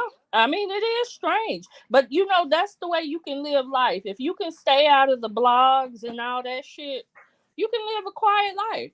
I mean, her life I'm sure is not quiet, but she move how she want to move. Right. Right. We don't know what the hell she doing, where she at. And with other celebrities, we do know every move that they make. The And ones who let us in on it, because it is yeah. something that we don't be knowing either. Like, you Yeah, it's know. a lot of people. Like if I was celebrity, my life would not be on social media because y'all ain't finna be up in my damn business. Y'all tripping. I wouldn't be on I here doing agree. like Cardi and Nicki arguing and beefing, trolling around in the comments. It's too much. Yeah. I agree. I mean, I do find it odd, Michelle. You're right. No information ever leaks out about Beyonce. You know? And they have wiped the entire Beyonce's internet clean of any of Yeah, the and I guess old that's why they school say it stuff. belonged to her, because you can't find no tea on her ass. Girl, Woo. from back in the day, I told you it was a video of her coming off of the plane and her hair was boo black, honey. I was and Jay-Z was following behind. I was like, oh, she must have been getting her hair taken down on the plane, honey, because I can't find that video nowhere. Can't find it It's nowhere. gone. Mm-hmm. Beyonce don't want it seen. You ain't seeing shit. You ain't seen that damn thing. Mm-mm. They saying in the comments that they don't blame her. Yeah, I guess I Yeah, don't. I mean, look, if I was a celebrity, I would live my life the same way. Mm-hmm. People psychotic. You see how people on the internet, they think they know Nicki Minaj and Cardi B. So since they beefing, people feel like they gotta be beefing. The fans and all kind of shit. It's crazy out here. Yeah, that's crazy. Oh well. What can you do? It's Beyonce's internet. It's Beyonce's world. I mean, Jay-Z, you know, Jay-Z used to be. Do you feel like he was a little more personable earlier on? In his career, yeah, until he married her. That's what I was thinking. I remember I feel like he was more personable early There's on. plenty of footage of him going on David Letterman, doing interviews. Like after the whole fakerization with the baby bump with Beyonce, when she was so-called pregnant with Blue, it was a wrap. You didn't see her doing interviews no more. She did that Oprah interview, and then you know Jay-Z came on Oprah, and then after that we didn't see her no more too much after that. Like she don't sit down and do interviews. She'll come on shows, she'll perform, but that's the gist of it. But Jay-Z is plenty of footage of him being interviewed by talk show hosts and doing stuff like showing you don't yeah. see her personality out. Like if she does do an interview, it seems like really formal. It stays very on topic. You don't see a lot of her personality. Well, they said that last one that she did with Tyra Banks is the reason why she don't do interviews no more. Girl, Tyra Banks was asking her all types of just regular schmegular folk stuff. Girl. say when you're a billionaire, there's no need for you to see me. Yeah, that's true. That's I'd be it. ducked out somewhere too, Joy. I agree. I mean, but you know it's what? You good. still, I mean, she got a large following, so I'm not saying that her fans, but I'm pretty sure her fans would appreciate a little, you know. I mean, they do get a glimpse if you watch that what's that documentary, Oh God, we Homecoming? gotta watch a documentary for her. Like, you know what I'm saying? I think people are so into the social media world where they should have been like, you know, they look forward to maybe her coming on live, do a live and stuff like Oh that. You hell know, no. you Beyonce ain't you doing might that. have to, she might have to be on there with somebody, but you know what I'm saying? Like, you know, see her and Kelly and Michelle, you know, on Instagram one good time. Just turn off the comments. They can't post or nothing like that. And y'all just have a little conversation and don't answer no questions or whatever. And y'all just do give us a little bit, 2 to 3 minutes tops, and get off. Like something just to say, hey, you know, I might not know the social media world, but hey, look, you know, we human too. That would be fun for the fans, definitely. I know Kelly just posted, I think, a TikTok or something. She always does When they TikTok. asked her, she said me when they Ask what's asking. up with a Destiny's Child reunion. Yeah, that was so funny to me. Kelly said she's sick of y'all asses, damn it. Right? Joy says she gives them what she wants to, and they are happy with that. Yeah, yeah. Yeah, I mean the fans be so ecstatic even when she drops an album. They already talking about Beyonce. They already talking about they saving up money to get ready for her concert. Talking about they don't think $1,000 is gonna be enough. Now look at here, damn it. Ain't no way in the world. Child. Ain't no way in the world I'm finna pay no Mm-mm. $1,000 to see no damn body. Mm, I wouldn't even pay mm, 500. mm. No, I can't do it. I'm But sorry. The only person that I ever said I would pay a large dollar amount to see was Michael Jackson. He's the only person that I would have paid besides Prince. But well, Prince that makes always sense had to me, reasonable Prince always had reasonable tickets. So, you know what I'm saying? I never had, you know, the one concert that I was privileged to go into. I don't think that was a lot of money. But, you know, my mama has continuously been to numerous concerts that he has had, and you know, it seems like the tickets were pretty reasonable. So, but that was the only person that I would have paid up to a G, you know what I'm saying, to go see. And I told hubby, you know, if when Michael Jackson did this is it tour, get your bankroll together because we going out to that. oh well. I wasn't gonna miss Yes. that concert. That's unfortunate that he passed away, but honey, I was not gonna miss that one. Mm-mm. Right. I feel Yeah, you. yeah. Okay, girl. Okay. All right, let's get on into this next hot topic, honey, because Kanye versus everybody. Now, I know he Oh has been God. in the cahoots with everybody, but the one that takes the cake for me was the one with Lil Boosie. And Sean was mad at me for laughing.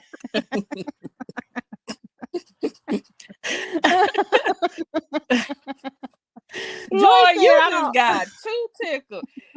Oh, Joy said, I just talked to someone who said she don't care how much the tickets are. She's slamming her card and say, run it. For Beyonce, Run. Joy.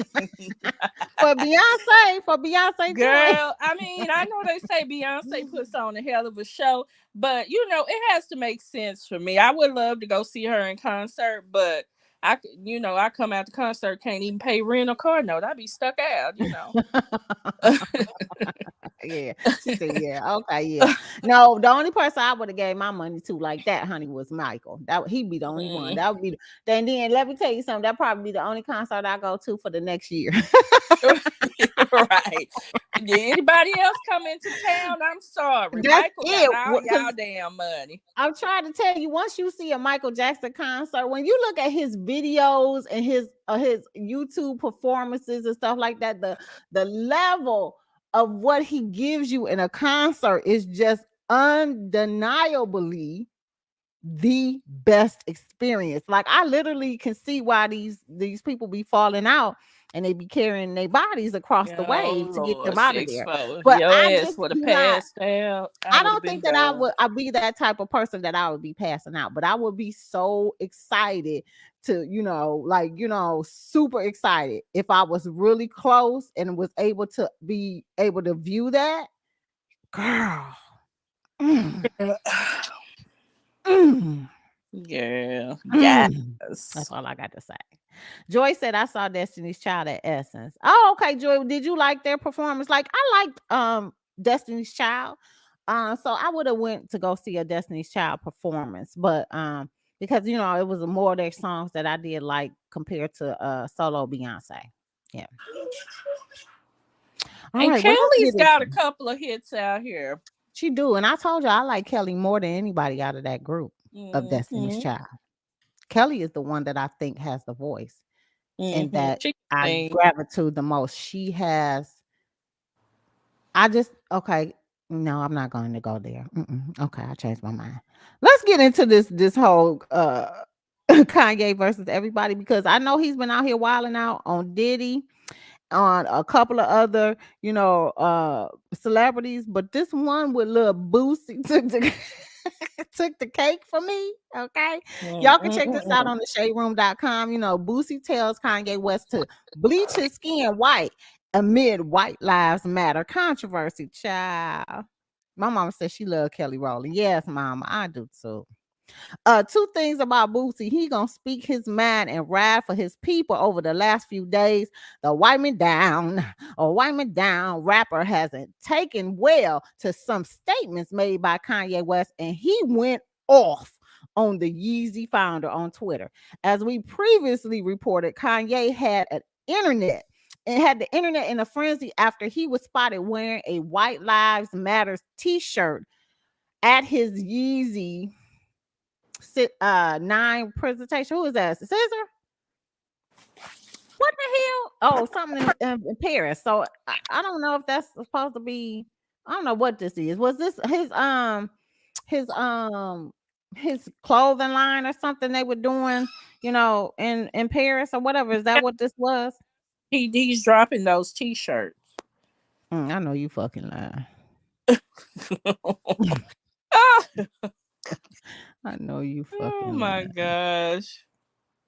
Shortly after, Yee seemingly defended his decision by posting a message calling the Black Lives Matter movement a scam, and Boosie had enough. In a couple of tweets, Boosie condemned Yee for speaking ill of a movement geared towards a betterment, of Black people, and even accused the rapper and fashion designer of going against his own race. Damn, at Kanye West. You just going to keep using your platform to shit on your WN race like this. This is sad. And the Black people who still support you are even sadder. Last time speaking on this clown, hashtag Kanye West doesn't like Black people. Do us a favor and bleach your skin all white. Thanks. Remember when Kanye West was during the hurricane and the levees had broke and stuff like that, and he said the president doesn't like Black people? Did he not turn around and use that? Oh, Kanye West. You're a mess. I'm dead. I'm sorry, y'all. Look, I know this is supposed to be all serious and stuff like that, but this Kanye West, I told y'all, we need to ban talking about him on the curb again, because this just don't make tired no of him again? Well, I've been tired of. I never wanted him to come back. Never. Yeah. This whole situation, I do think, was a publicity grab. When things get quiet, Kanye kicks up some bullshit, Look what he did. He posted, "Just do it." Girl, that picture is ridiculous. I took all the melanin. They took all the melanin out of his skin, honey. Look like one of those serial killers, allegedly. Yeah. Okay. Oh my God, honey. But I wanted to get into if I could find that one where he checked out on Kanye. Do we have that clip, Shine, somewhere? I don't That's know. the one. That's the one that just took me over. It took Boosie. me over. Boosie damn sick of Kanye. That one took me out. Let me see if I can, because when y'all listen to what Boosie was saying, Boosie be dramatic. He is so dramatic. Like when he talking about stuff. I don't see it. That's just cracks me up. Okay.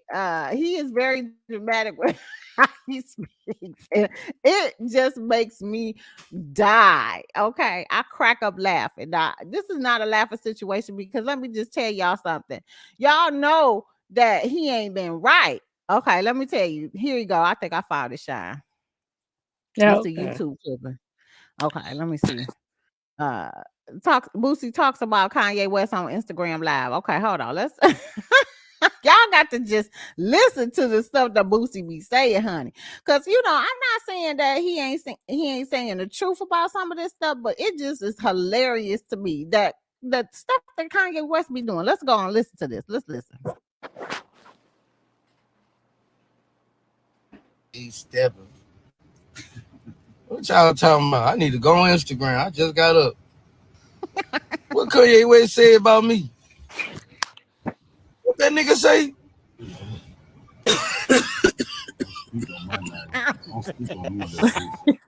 So.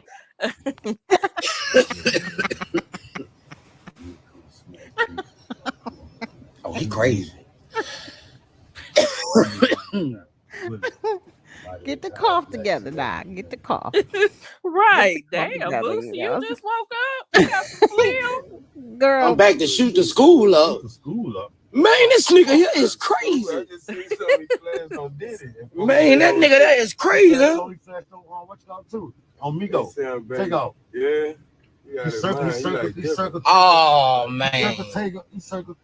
He need help, bro. Take off. He fucked up. Take off because take off like to somebody picture. Oh, he getting high. That's why. He told Yeah, Diddy, he getting high. something. He said, Diddy told him, chill out, you fucking with the black people, you know. Yeah. That nigga said he ain't feeling. And he posted a whole text thread. Diddy said he ain't feeling. Yeah, Diddy said, chill out, man. You fucking with all black people. So much this up. Girl. Come on, Boosie. Get to the part. Let's see if I can fast forward, honey, child. Because Man, nigga say he back to shoot the school up. why is he talking Man, about this the damn fucking man school? crazy, man. Hold on. Yeah, that man, he need help, B. Oh. Yeah, I'm on here. Tell we got 1,500 people on here. Where they at? They sent you an invite. Did the invite come through? I don't know how to look for no fucking invite.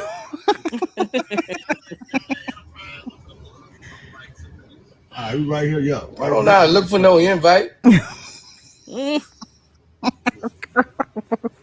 Hey, Sharon.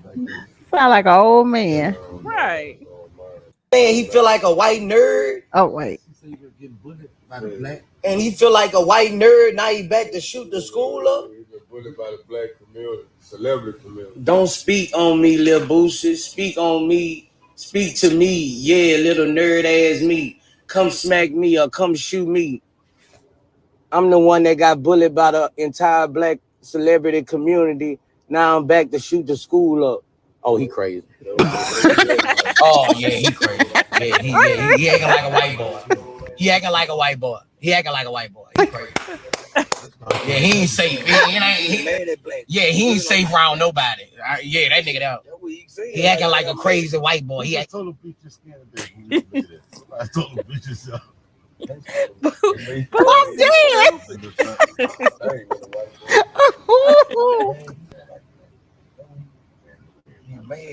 Man, this man that lost his fucking top. He done lost his top. I gotta tell Dirty. I was like, Dirty, I don't know what the fuck he talking about. This nigga that lost his top. He don't get out. He got the real thing of Get Out. This is the real movie of Get Out. Yeah, they hypnotized him, bro. They hypnotized him. Yeah, they hypnotized him. They hypnotized him. They hypnotized that boy. This is the real Get Out. They hypnotized that boy, man. This is the Get Out in real life. They hypnotized that boy, man. Yeah, he fucked up, bro. I'm calling off all the smoke with Kanye West. Bro, I don't want no smoke with this nigga. Yeah, he done turned to a racist white boy. Some black people done offended him. Somebody that hurt him. Yeah, he fucked up. Shoot the school up. You going, bro. You acting like you a white boy. Yeah, he fucked up. This the real Get Out. This the real Get Out. This the real fucking Get Out. Man, I feel sorry for him, damn near. He lost, bro. This the real Get Out, bro. Yeah, bro. He bullied by them, and now I'm the white boy coming to shoot the school up.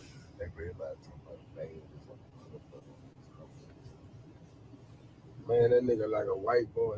No, this the real Get Out, bro. He hypnotized, bro. This the real Get Out. He hypnotized, man. He fucked up, man. Bro.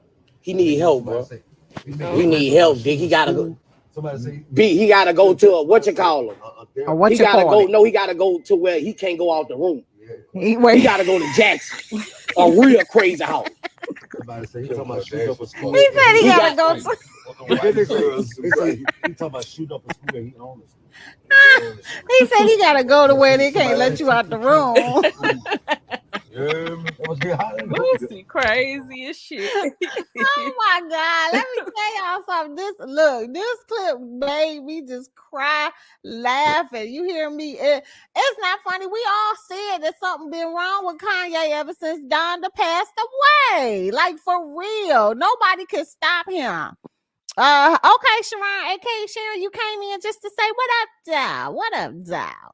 But like literally, you guys, this like what's going on with your boy Yee? Okay, what is going on with him? And what he got into it with Diddy too. What Diddy was trying to tell him about not wearing the White Lives Matter shirt and how it's, you messing with your people by saying this. And they wanted to release text messages. Kanye wanted to release text messages of what he was saying to Diddy and who else got into it with Kanye?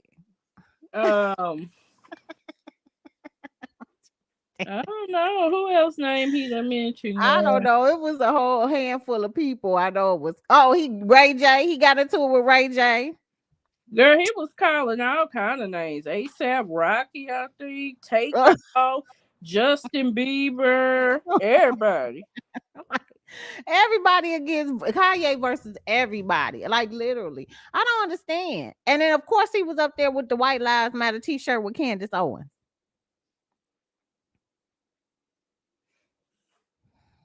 In denial. Okay. And y'all supporting him. I don't support Kanye. Like, well, I agree with you, Joy. Joy said he's just off his meds. I think so. It got to be more to that. It got to be more. I don't know, you guys. This doesn't seem right. It doesn't seem healthy. This is going against the code, if you ask me. Is this enough for y'all to cancel Kanye? I mean, I don't have nothing to cancel Kanye for. I don't support his music. I don't buy them ugly ass shoes. I sure ain't buying them ugly ass clothes. So I ain't got no reason to cancel him. I don't support him. Joy said next he's going to go silent for a couple of months, right? Right. And then he's gonna come back and with some of them ugly ass shoes, and people gonna be like, "Woo, I got to have them," and then they gonna go get them, Just for no damn reason. What is going on? Well, she said, Joy said she won't cancel him, just pray for him. Girl, I don't know, Joy. I don't know. Joy says she won't cancel just pay for. Oh, okay. I don't know. All right, well, that's the tea on Kanye, honey. In a minute he's about to be done with being on the curb again. We're gonna have to ban his ass again because this is just out of control. This is just stuff I just cannot deal with him no more. Okay. Let's get into the next hot topic, honey, because apparently your girl is coming out with a book, Shawn. Oh, Jada. Yes. I did see the caption what Joy said is y'all gonna put this in the book club. Yeah, sidebar conversation, you guys. We do have a book club. It is called Can You Read or No? It's a Facebook group club, book club, and we've already read our first book. We start our second book on next week. And all of that information is on the group page or on the Facebook page. So there's two pages. It's the group and a Facebook group and Facebook page. So yeah, y'all need to join in so that y'all can get some of this tea, honey. We've been spilling about these books we read. But yeah, this is that tea piping hot. Piping hot, girl. Yeah. Piping. Okay. But the neighborhood talk posted and said, say what, Jada Pinkett Smith to release a memoir that details her complicated marriage to Will, roller coaster rise of death and suicidal depression. Oh. Well, I mean, she has been on various talk shows or whatever, but the one I remember the most is the one that she did with and I'm trying to remember his name. Sway, the one she did with Sway, and she said that she was going to be releasing a memoir and she's going to talk about Tupac in the memoir as well. And now she's saying in the memoir she's going to detail her complicated marriage to Will. People have been saying for a long time she wasn't happy about marrying Will, that this relationship was just not something that she wanted to, or she didn't want a traditional type of marriage. And trust and believe, honey, it wasn't nothing traditional about these two. Okay. But is this something that you guys want to check out? They said she's due to release it.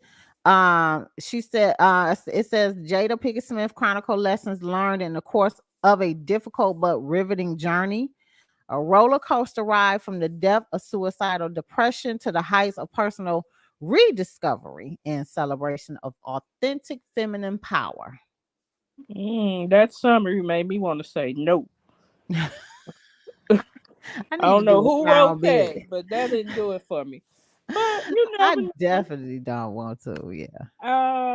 Honestly, I'm really trying to think because I honestly I know a lot of people don't like Jada. I don't really have an issue with her. I'm just trying to think if I would want to read about her life. Well, she was a drug dealer before she became Hollywood, and so it would be probably interesting to hear about the little stories if she gave that information, how she met Tupac and all that stuff. So I don't know how she met Will. I mean, I think we pretty much got the gist of how they met, but I don't know if we need to have any additional information about their damn marriage. I'm just I don't care about their marriage, honestly. I don't think nobody gives a damn about her damn marriage, for real. I'm leaning towards no. If I might change my mind if there's any excerpts that come out that spill a little tea. I'd be like, oh, maybe I need to read that, but right now, I don't really care.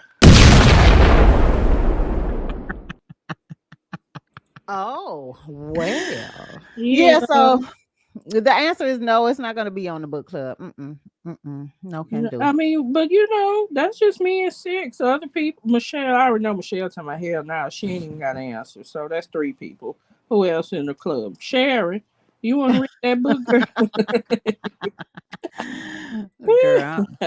I mean, I did listen to audibles on Will Smith's book. It was really good. But I don't know. It gotta be a cold day in hell for me to be wanting to listen to her book on. I'm just saying. Let's get into it, honey. Sherry Shepherd and Jennifer Hudson's talk show scored high ratings within the first few weeks of premiering. Did y'all guys do this? This is what y'all did? thought we had talked haven't about watched it, but I didn't want to see their shows fail. So good for them. I haven't good. watched it just because the type of talk shows I like watching is spilling a little tea, and y'all too happy go lucky for me on. You know. Otherwise, I check in, but child. And I don't know, maybe it's just because this is their first starting off well for J Hud, not Sherry, because y'all know she pretty much was doing Wendy's show. But J Hud seems a little bit fake to me, like course to have conversation, like Yeah, I mean, but this So is precedented for it's 3 black talk show hosts right now. Sherry, these two, and Jada, and Tamron. That's crazy. yeah. So that's awesome. I support them. I don't support them in the way of watching. I ain't gonna lie, but I do hope they succeed.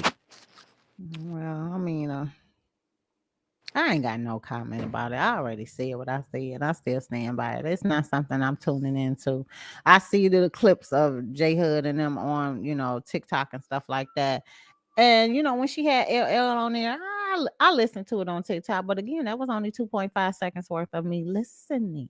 And I like when she had Shirley Ralph on there. I did see a clip of that I liked. So yeah. She be having some good guests on there, definitely. Okay, girl. Okay, girl. But yeah. As far as her as a host, you're right. It does seem a bit forced. I don't know if she's not comfortable. Right. I don't know what's going on, but it does seem a bit forced. So I get what you're saying. Yeah. Not something I'm tuning into, but congratulations to both. Speaking of Wendy's show, let's get into it. Norman was on Wendy's being interviewed, and they were discussing about the end of the Wendy Williams show. And let's take a listen to see what he had to say, because it was pretty interesting. Let's listen. You feel when people say they hated the way the producers, and obviously you're a producer, so they all group you into that too. But a lot of people hated the way the show ended, and they felt like she did not get the tribute she deserved. Did you guys reach out to her to do a video or to do anything to sort of like honor her? Honestly, that's above me. It's above me now. But I actually don't know what the process was, or I don't know anything about it, honestly. But there were internal talks about, like, between us, like, what are we going to do? How are we going to do it? But those are decisions that are made above us. So we really didn't know until we got like our marching orders, like, okay, so we're going to do this at the end and we're going to do this. So I wasn't really involved in those talks, so I don't really know exactly how that happened. But I felt like what we did was from the heart, and it was like good, and it was, what we were supposed to do. So he lying. I mean, there's actually no way to end that show. Like, there's no actual really sufficient way to, encapsulate what we feel in our hearts for her anyway. So I feel like I was part of something great. So no matter what I do for the rest of my career, I know I was like part of something great for like 12 years. So, and I got the last word on it. So it was good. I like Norman.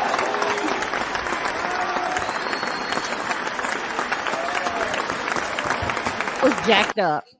It still was jacked up the way that it was done. You know what I'm saying? I still don't agree with that at all, but Girl, I don't agree either. But the show had to end, and Wendy was high as a kite. What they supposed to do, damn it?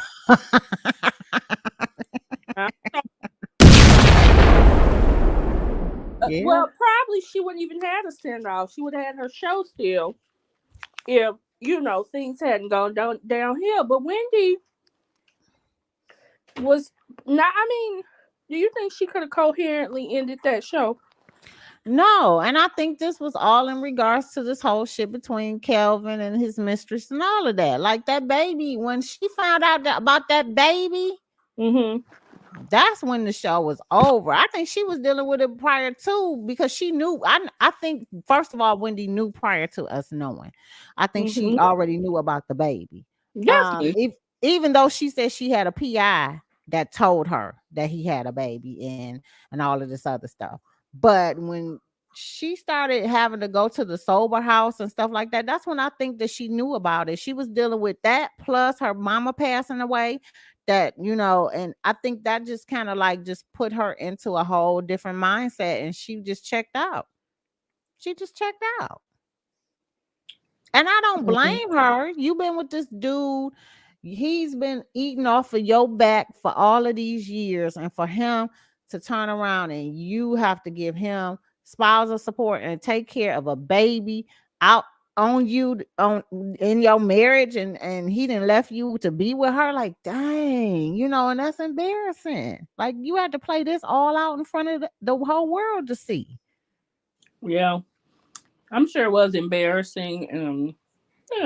Wendy's had substance abuse issues for a long while anyway.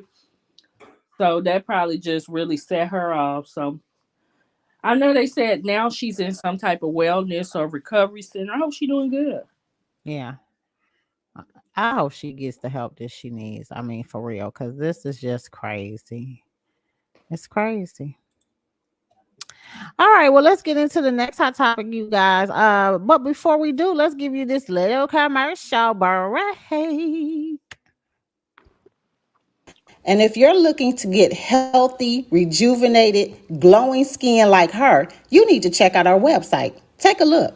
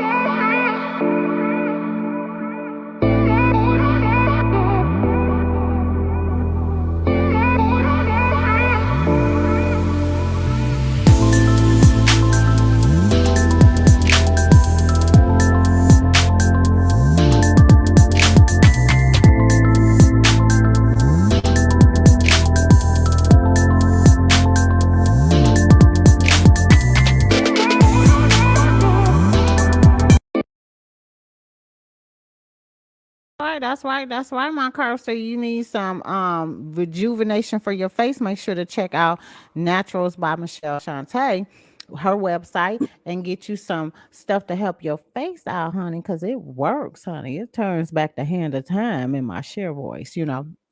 And then don't forget to check out LMTBS as well for accessories and t-shirts and hoodies and stuff. Get you some candles off the website as well.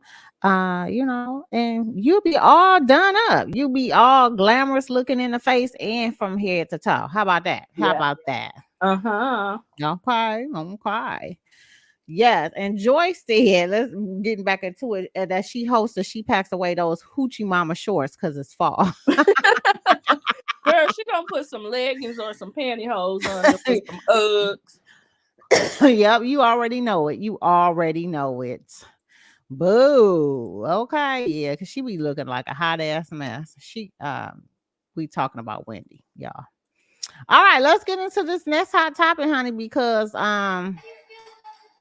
your girl Rihanna is going to be at the Super Bowl this year performing. How do you feel about performing at that? That was real sneaky. I'm girl. sorry, That was but good. I That have was to ask, how do you good. feel about performing at the Super Bowl halftime show? I'm nervous. How do you feel about performing at that? I love Riri. She's so approachable and human, and she takes pictures with everybody. She conversates with people. She adores doing the stuff for the little kids. Like she is just well-rounded, and just beautiful to me. I just really love her. I agree, but I got mixed emotions about this Super Bowl shit. So I there's want that. to talk about it. Why you got mixed emotions? Because like I'm happy Ree's performing, right? Because I like Rihanna as a person from what I know about her as an artist, right? And her seeming like a real person. But I'm just not like feeling nobody that's rooting for everybody that's black performing at the Super Bowl. Like, fuck the NFL in real life. Like, I thought, no, like, we're not even supposed to be doing none of this shit. Like, it's stupid. It's dumb. It ain't gonna do shit. Like, it's dumb. It's not, but her boss works for their entertainment thing. You mean her sugar daddy? Oh, But you know what? You right. I mean, I get that, but I got mixed emotions. Like, he's like Nick Cannon. Like, he got 1 foot in and 1 foot out. Yeah. So it's super weird, and that's just like, man, fuck the NFL. Like, they treating people like circus animals. Ain't nothing changed. It's all just dumb. But I mean, seeing Riri perform and everybody still waiting for an album from her, that's dope, right? Because she do got some bangers. But I'm still not tuning in. I want to support Riri, but I can't support Riri via the NFL. I'll be watching. I ain't gonna lie. I'll catch the clips on YouTube. But the NFL is not getting my stream. They're not getting my view. I'm sorry. Yeah, I get it. I totally, have a love-hate relationship with this whole thing because, ever since he got into the picture and after the whole the Kaepernick situation and stuff like that, like, it's just been like, nothing doesn't seem like it was resolved from that.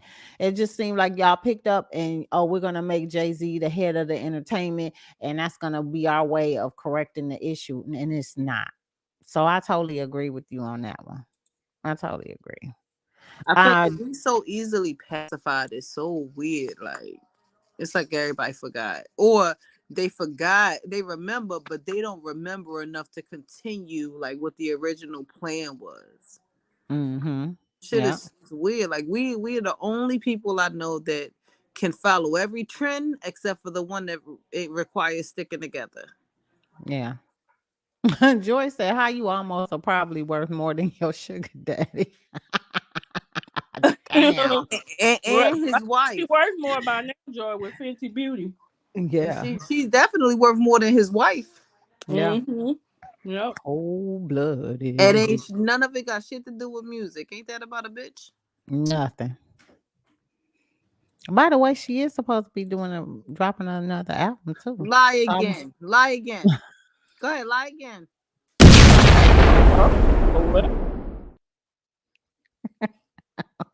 Anybody who's waiting for a Riri album, I promise you, if you hold your breath, you stupid. Oh, well. Oh, God. Well, we wish Rihanna the best of luck at her Super Bowl performance. Shantee, she not letting it ride, honey. If y'all waiting on the album, it's no can do. And if y'all are, interested in watching the Super Bowl performance, then that's on you, because the fight is still fighting. We still fighting. All right, let's get into this whole Lamar Odom's interview, honey, because he was over here talking some mess about that Khloe Kardashian situation. Did y'all take a look at that? He should have been in a fast track. He ain't even that fucking important, and neither of the Kardashians. But carry on. Well, let me take a look at something right quick anyway, because this is the fast track. Let me see what we got lined up for the fast track, because to be honest with you, we didn't already got through the gist of everything.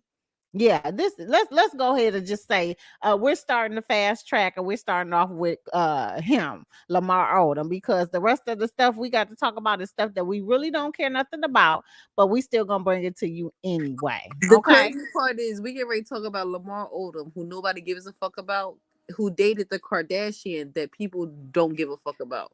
Like, she's not even a main Kardashian. Like, this is crazy. Ooh, but carry on. Cold-blooded. Cold-blooded. Ooh. Ooh. Ooh.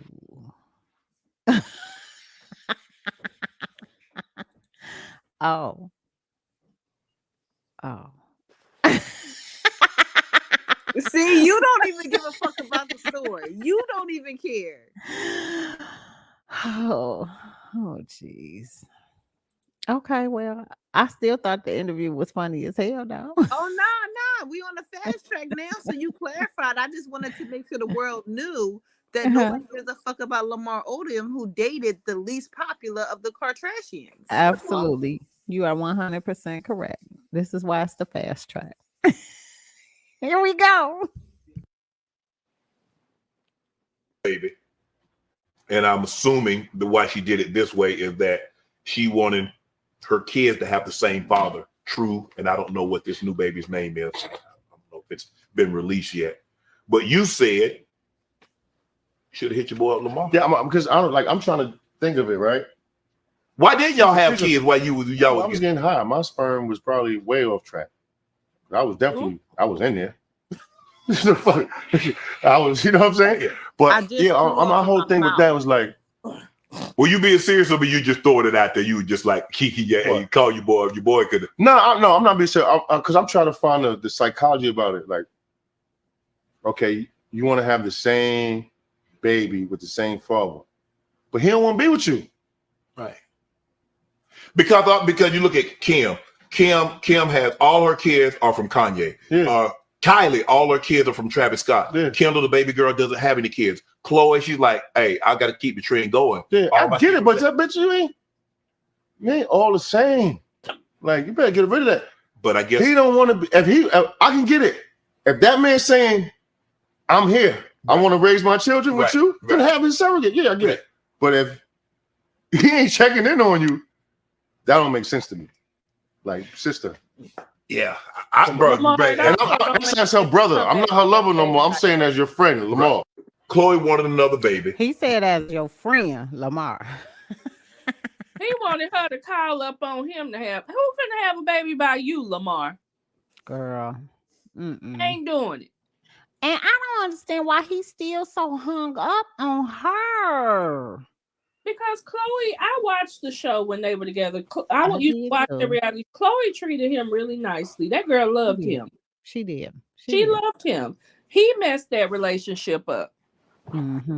Being strung out. And I'm sure he misses that. He was friends with people in her family. Him and Rob were really close. Yeah. When you get with one of Chris's children, she does treat you like you her child. They miss that. Yeah. I agree. I mean, I I'm don't know not if they been doing it for TV, but you know. Yeah. I don't got no respect for nobody who sluts out their kids. What? Oh no, I ain't say I respect it. I'm just telling you how she, treats them. Oh. So Lamar wants back up in there, And also I'm sure he missed the coin and the luxury. They can all jump in the lake. Next. Okay, well, the next one up on the fast track, which is, of course, another one of Shantae's favorites. Oh gosh, here we go. They said Tory Lanez is out here going get Iggy Azalea's upcoming album. He gonna be producing it. Girl, they dating. I'm just saying. Oh my god! I just said it was somebody you just don't. Who did this?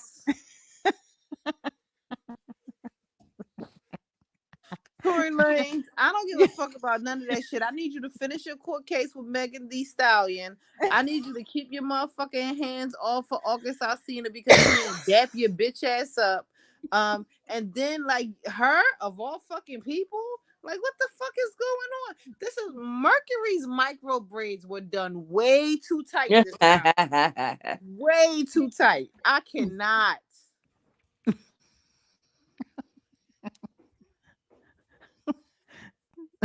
That's all you give it. You know, Shantae be going on her rants, honey. I just fell back. Tory Lanez is a bitch, and his girlfriend or whatever the fuck she is, this Build-A-Bear ass, fake ass, want to be part of the culture so bad ass. Oh my gosh.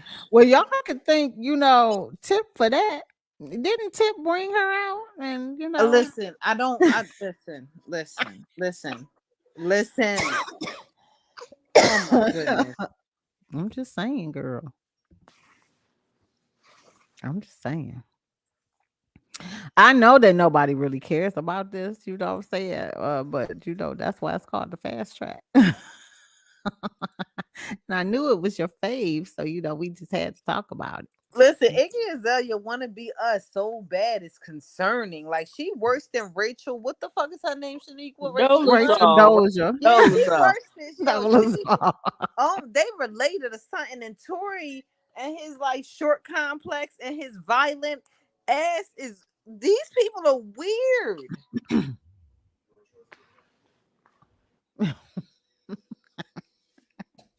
But it's the fast track, so yeah, it's an appropriate place, I guess. I would have just like put it in the shredder, but you know. Oh God. All right. So let's get on to this next one that is considered the fast track too. Because I don't really care about it, but we had a discussion about it. So I guess 50 Cent's son says that, you know, his father's child support allowance of $6,700 a month is not enough. Let's take a listen to what he said on this clip, honey. Might I add, look at the picture that they used of 50 Cent. Cause the blogs is just as petty as 50 ass. Girl, he look just like his boy. You look just like your damn daddy. Don't he look just like him? Woo, my goodness. Oh Billy my got some God. strong ass jeans. I tell you Strong that. J. Strong J. Okay. Okay, let's take a listen because he was over here talking to, of course, child. Why was he talking to him? I don't know how See, he this is up what on I be live with Choke. this is what I was telling y'all about behind the scenes. Okay, we'll discuss it. Let's listen. Your child don't know what it feels like to sleep in a 13-bedroom house. Does he? Nigga. Hold on, wait. Your child Nigga, never lived that type your of fucking lifestyle, father bro. didn't come So from don't no compare 13. me. Could you I'm not even worried about that. afford right What I'm now saying to is, pay what I'm your saying bills is you. and pay a chick $6,700 a month? Yeah. Me? No, that's why I don't have kids. Okay. You Why are. by saying And that's $6,700 the is a problem. lot You of money? saying yes, you cannot It's say not. that. That's not a lot of Some money to some people. But where we come from, your mother could survive off of that. So to me, it Today, ain't no bread. 6,700 is not yesterday's 6,700. She would have got a lot more for 6,700. Okay, and it's still not a lot of money, today. bro. We're not talking about that. That's not in my eye, it's not a lot of money. I've seen a lot of money. That's not a lot of money. That is enough money for a 3-bedroom house and paid all the utilities, a fucking car. I'm not your child, bro. Your child don't know what it feels like to sleep in a 13-bedroom house. Oh. Does he? Well. So apparently Choke No Joke and 50 Cent's son was going back and forth about this child support. What say you about this child support, I honey? say that we keep calling this little motherfucker 50 Cent's son because he does not deserve to be recognized by name because he sounds ungrateful as fuck. He does. He does sound ungrateful. Because look, I agree that 50 is supposed to take care of his children, but the mother has to contribute as well. He act like his mother wasn't supposed to contribute nothing. When Choke mentioned that, he hushed. Yeah. You wanted a 13-bedroom house. You don't need that, sir. How about you used to sleeping at just worrying about the wrong damn shit. And he ain't got a pot to piss in or a window to throw it out of. He don't know what it feels like to pay somebody $6,700 a month. He in his early 20s. What does this little boy do for a living? Nothing. He ain't. So As far as I know, he ain't doing nothing. Where he working at? What he doing? Right now, he not an entrepreneur. He not like punching the clock. None of that shit. Not that I know of. Granted, I do not in any way, shape, or form agree with how 50 Cent would talk about this particular child. That was mad weird, mad wild, and mad dirty to me. Mm-hmm. But this little boy is ungrateful as fuck. And if this is the type of attitude he had, I can't understand as a parent. Granted, and me myself, I wouldn't be vocal the way 50 was, but I can understand 50's position and some of the things that he would say. And it like, what did your mom tell you about your dad? Like, it's weird. Yeah, I agree, Michelle. He's entitled, ungrateful, and that's probably why 50 cut him off. Because whatever 50 was paying, they never felt like it was enough. He could have gave them $20,000 a month. That wouldn't have been enough. They felt like they deserved more. And it probably came with some stipulations, right? Because if I was extremely successful, even with me not being, you know what I mean, in these type of positions, there is a criteria that my kids have to meet, right? If you are not going to college, you do not have access to X, Y, and Z until you're at least 21. You know what I mean? And if you're not doing anything, you can make your own money. Yeah. Yeah, I always, like I was saying before, I just think that, him going on other people's platforms and talking about his dad like that doesn't resolve anything. You need to be gracious, bow down, and have a conversation with your father, and stop being like you see yourself as being too privileged. You know what I'm saying? You don't even know what it's like to struggle. Like, your dad was literally from the streets and came up. You know what I'm saying? So he's fortunate that his father's alive based upon how many times he's been shot alone.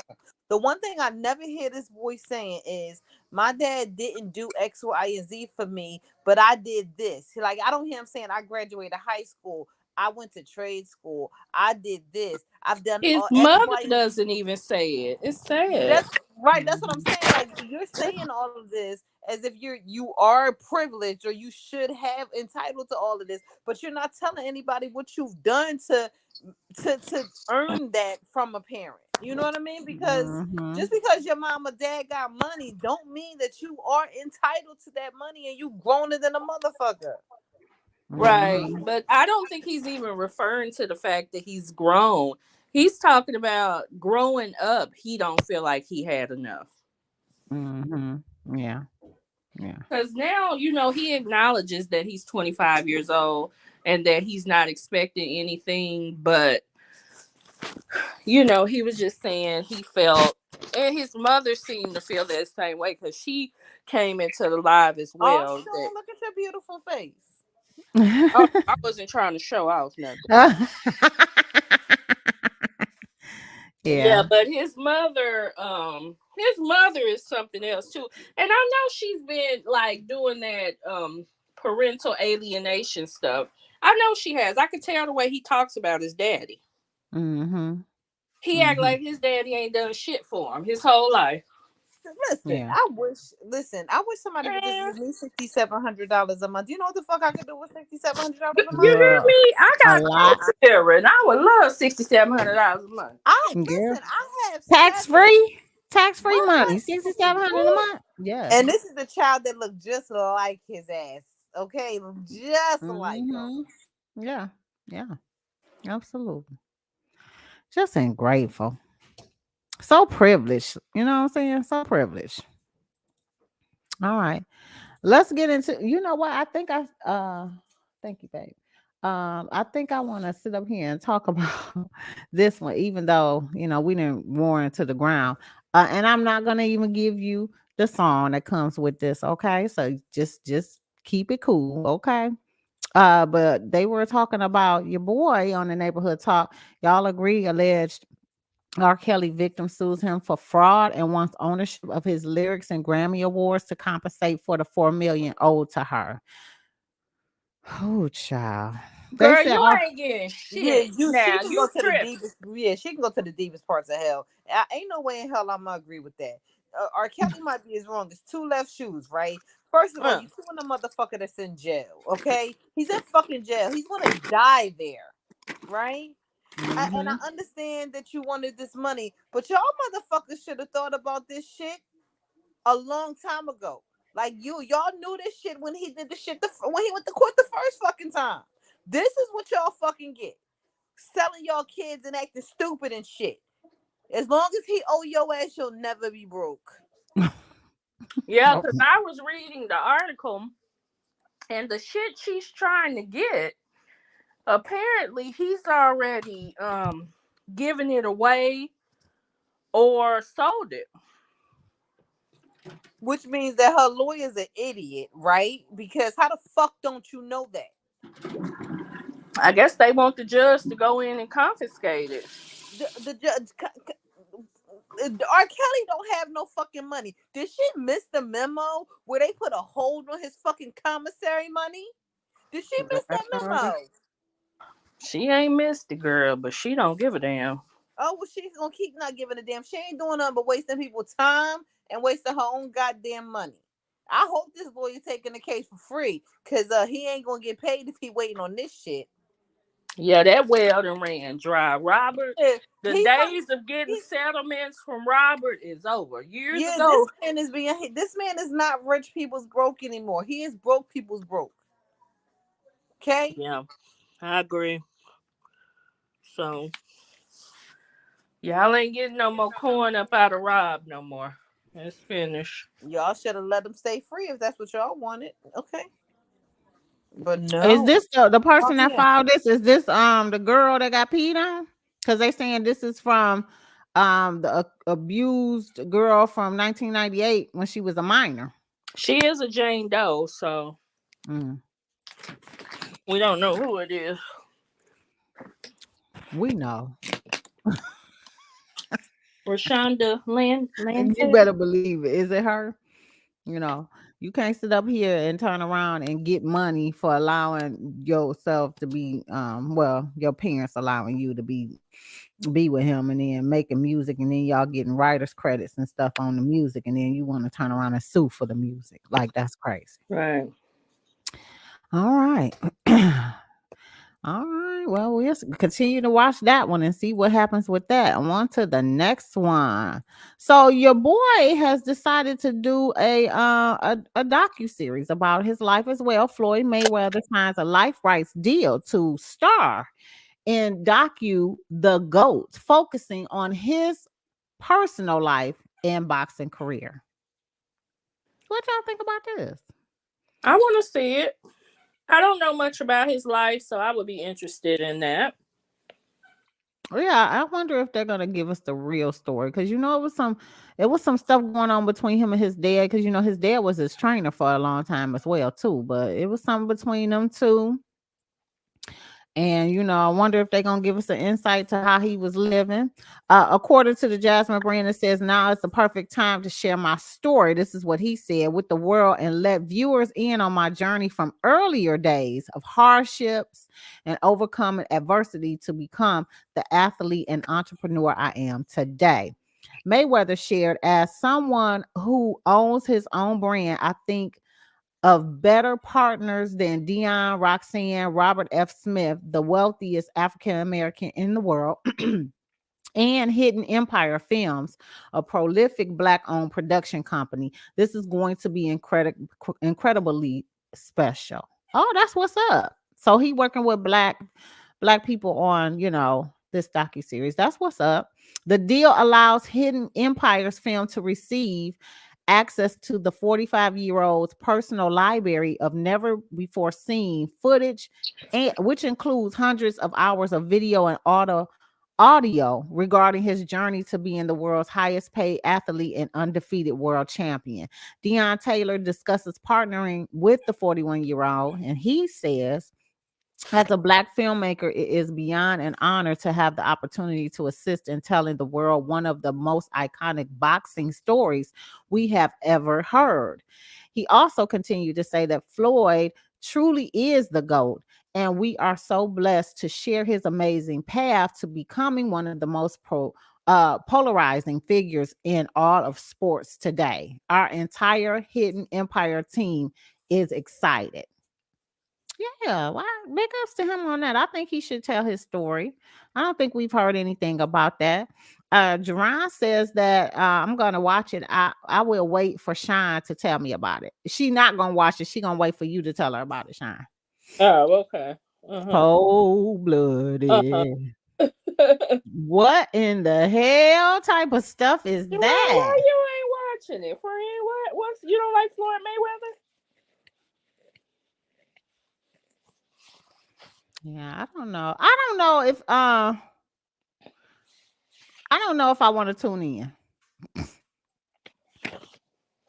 I don't know. Yeah. What's making you hesitant about tuning in? Because it ain't saying nothing. He gonna be dropping no tea about no stuff. That's really what it is. I'm dead. You're a whole mess, so I'm just being honest. You know what I'm saying? You got to tell me something. You got to give me a little bit. I mean, because you done had some scandalous stuff. Let's talk about you and T.I. Y'all controversy about a Tiny. Put some of that in there too. Like, you know, give me a Thriller Manila type of stuff. You know, I need some kind of scandal because you got plenty of it. Like, wasn't Princess one of the chicks that was living in your house? And you know, Ray J stole her from your house, allegedly, you know. Nelly's ex, Chantel. Right? Yeah, Shantee too. Yeah, like all of them came from, you know, your mansion. Yeah. You know. And I mean, I'd those heard are that all when interesting things we'd like to tea on, but I don't know. yeah. And I heard that when you leave his mansion and you walk away from everything, like all them Birkin bags and everything, you have to leave. So I guess he recycles that stuff, allegedly. I'm just saying, you know. Oh, well. Oh, well, you know. All right. Y'all stay tuned for that one. We'll get into it and see how that goes. Let's get into the next one here. Which, you know, I wasn't too crazy about this one, but Nia Long's ex and father of her oldest son speaks on the cheating scandal between her and a fiance. I may. You know, I always butcher his last name, Dakota, or however you want to say it. It's all about unconditional love, and that's what she's giving him. We're sticking by him 100%. When was this posted? Because this got to be a whole liarization. The hell? Girl, I'm like, what? How the hell is the ex-husband coming in, or ex-man coming? We working on this as a family. What do this have to do with you, sir? This got to be an old ass post. Him and her? No, this is new. Oh, is it? Oh my God. I Why could do you have think he swore. mentioned in this situation? Girl, I'm just saying, it just don't feel like It this. don't Feel make like this sense. some old ass shit. Because why in the world is he speaking out like he the damn family spokesperson? Now, true enough, him and Nia might still be friends, but their son is grown. He already in college. Yeah. Sir, y'all tripping. I don't get it. And then the other thing about it too is that, you know, they did release the picture and stuff of the chick that he had been messing around with, the whatchamacallit owner's wife. And baby, let me pull up this picture. That's her. that right there just took the whole case. You hear me?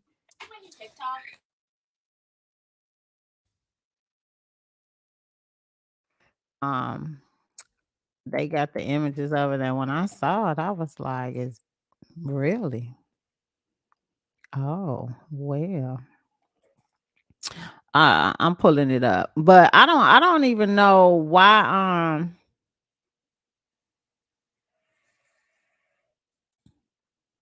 Where's the picture? I thought we had it on the curb. Let me see. What I know, Dawn, for sure, I could show y'all in the whatchamacallit, because I do got a picture of her, but I wanted to show the articles too, because that was on the Jerron curb had too. I thought I had posted it on the curb. Did you search Jerron's name? Let me just go to the curb right quick and see if I can get it from there, because I thought I saved it. I know I had this one and I had another one, but I don't see it. And we didn't went through all of the, you know, hot topic stuff. There it is. Right here. Hold on. Let me send it to you. Oh. Okay. Thank you. Yes. Honey, I was like, what in the hell? What in the hell? Just say it. I don't know. Well, you know, that's just the picture too, ain't it? Oh, full story. What? Oh, it's got a little article though. Yeah, it's got the article though. Yeah, it ain't populated yet. It's sent it, but it ain't in my thing. Let me see. Yeah, but I think that's crazy. But they finally released her, and they're not going to suspend her or do anything for her, but they're doing that for him, right? Am I right about that? Mm-hmm. Send it Yeah, I again, don't Sean, know. because I it didn't come through. Send it again. hadn't heard of any potential outcomes for her. Nothing. Let me send it to you personally. Maybe that'll make a difference. Okay. Okay, here we go. See post. Yeah, I think it's crazy that she's not getting penalized either. They both should be penalized, you know.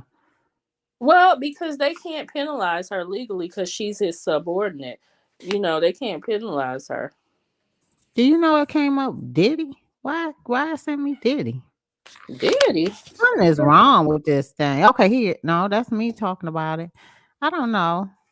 Child, we might have to move on because hell. Hold on, It let me never try came. one more thing. Okay. It never even came through in the first one that you sent to the group thing, which is crazy. Yeah. That should Okay. show up Yep. now. That came up. Yeah. Let me pull this up. I wonder why it's going slow. Yep, here we go. Yeah. So all right, here we go. All right. So they said that the woman he had the affair with is allegedly 34-year-old devout Mormon, married mother of 3, Kathleen Nemo Lynch. And this is the picture of her. This is who he look. They in the comments. This is who he chose. They would throw away their lives and reputation to have a Becky. Oh, cold-blooded. Cold-blooded. I'm gonna have to do that sound effect too, because we got well and okay, girl. But that gotta do that one too. Yeah, that's crazy. She ain't no baddie. Nia Long is a baddie. Well, maybe she look better in person because that picture ain't doing it for her. You a whole Jussie Smollett. A whole Jussie Smollett. Okay. All right. Well, touche. Her touche for both of that. And that last one, is this the last one? Hold on, let me make sure that this is it. Ooh, this is it. Let me see. Okay, so I don't know because this is the part of the reality stuff, Sean. But they said that Mia Thornton reveals her and her husband Gordon have been ousted from their company by family members. My salary will no longer continue past this next payroll cycle due to my unwavering loyalty to Gordon. What's going on with this? Girl, now let me tell you something. Mia, I think last season was her first season on the show. And her storyline that she was she was a businesswoman. Her and her husband own all these pain clinics. And, you know, they own them.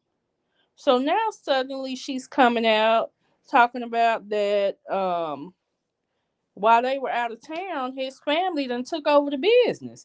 Now, how the hell they do that? Yeah, It's how they y'all do own. that? Yeah. So I don't know if they shared ownership and they somehow done voted her husband out of the company and they done voted her ass too. So it's just a whole mess. Because if she talking about she ain't getting her salary, like, ma'am, you own the company. You shouldn't be dependent on no salary. I know people that own companies pay themselves a salary, but I'm just saying, it's crazy. Yeah, that don't make no sense whatsoever. Yeah, she talking about they waited till he was out of the country for his birthday and locked him out of all the accounts. Wow. But if you are owner, you should be able to go to the bank and provide your papers and get those accounts back open. Yeah, but I think I'm assuming that the company has some type of majority and minority ownership stake, and maybe the family got my majority and they done took over, you know. That's interesting, ain't it?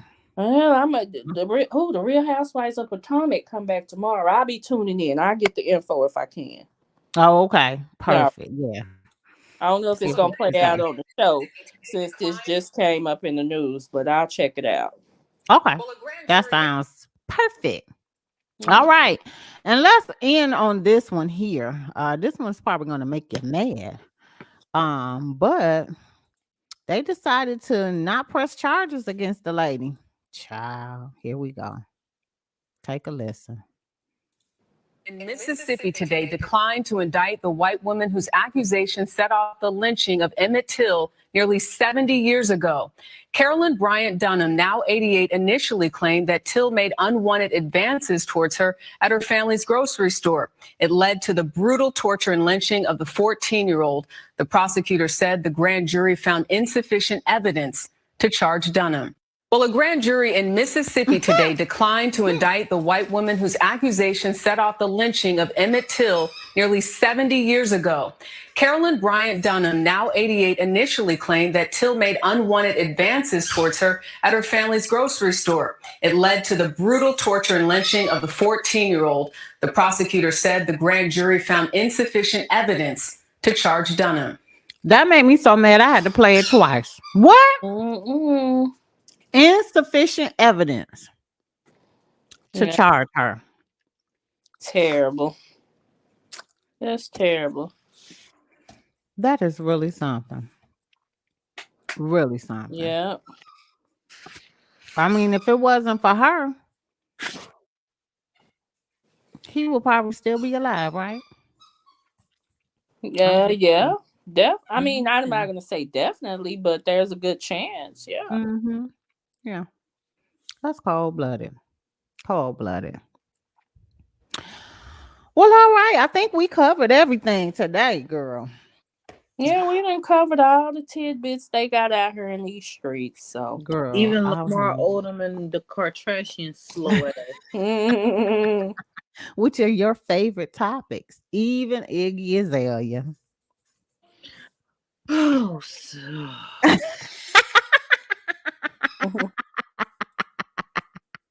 Oh, well. So all right, my curses. I think we didn't cover all of the hot topics for you. I want to thank y'all for joining in tonight as we went down this rabbit hole of bringing up stuff that, honey, some of this stuff just some wild stuff out here. Let me tell y'all something. If y'all still sitting over here rooting for Kanye and this mess that he doing, shame on you. Shame on you. Because I just cannot. Okay. And I want to thank my co-hosts, Michelle Shantee and Shawn the Gossip, for joining in. Thank you, ladies, again. yes, fun times. Good night, everybody. Good night, everybody. Yes, good night, everyone.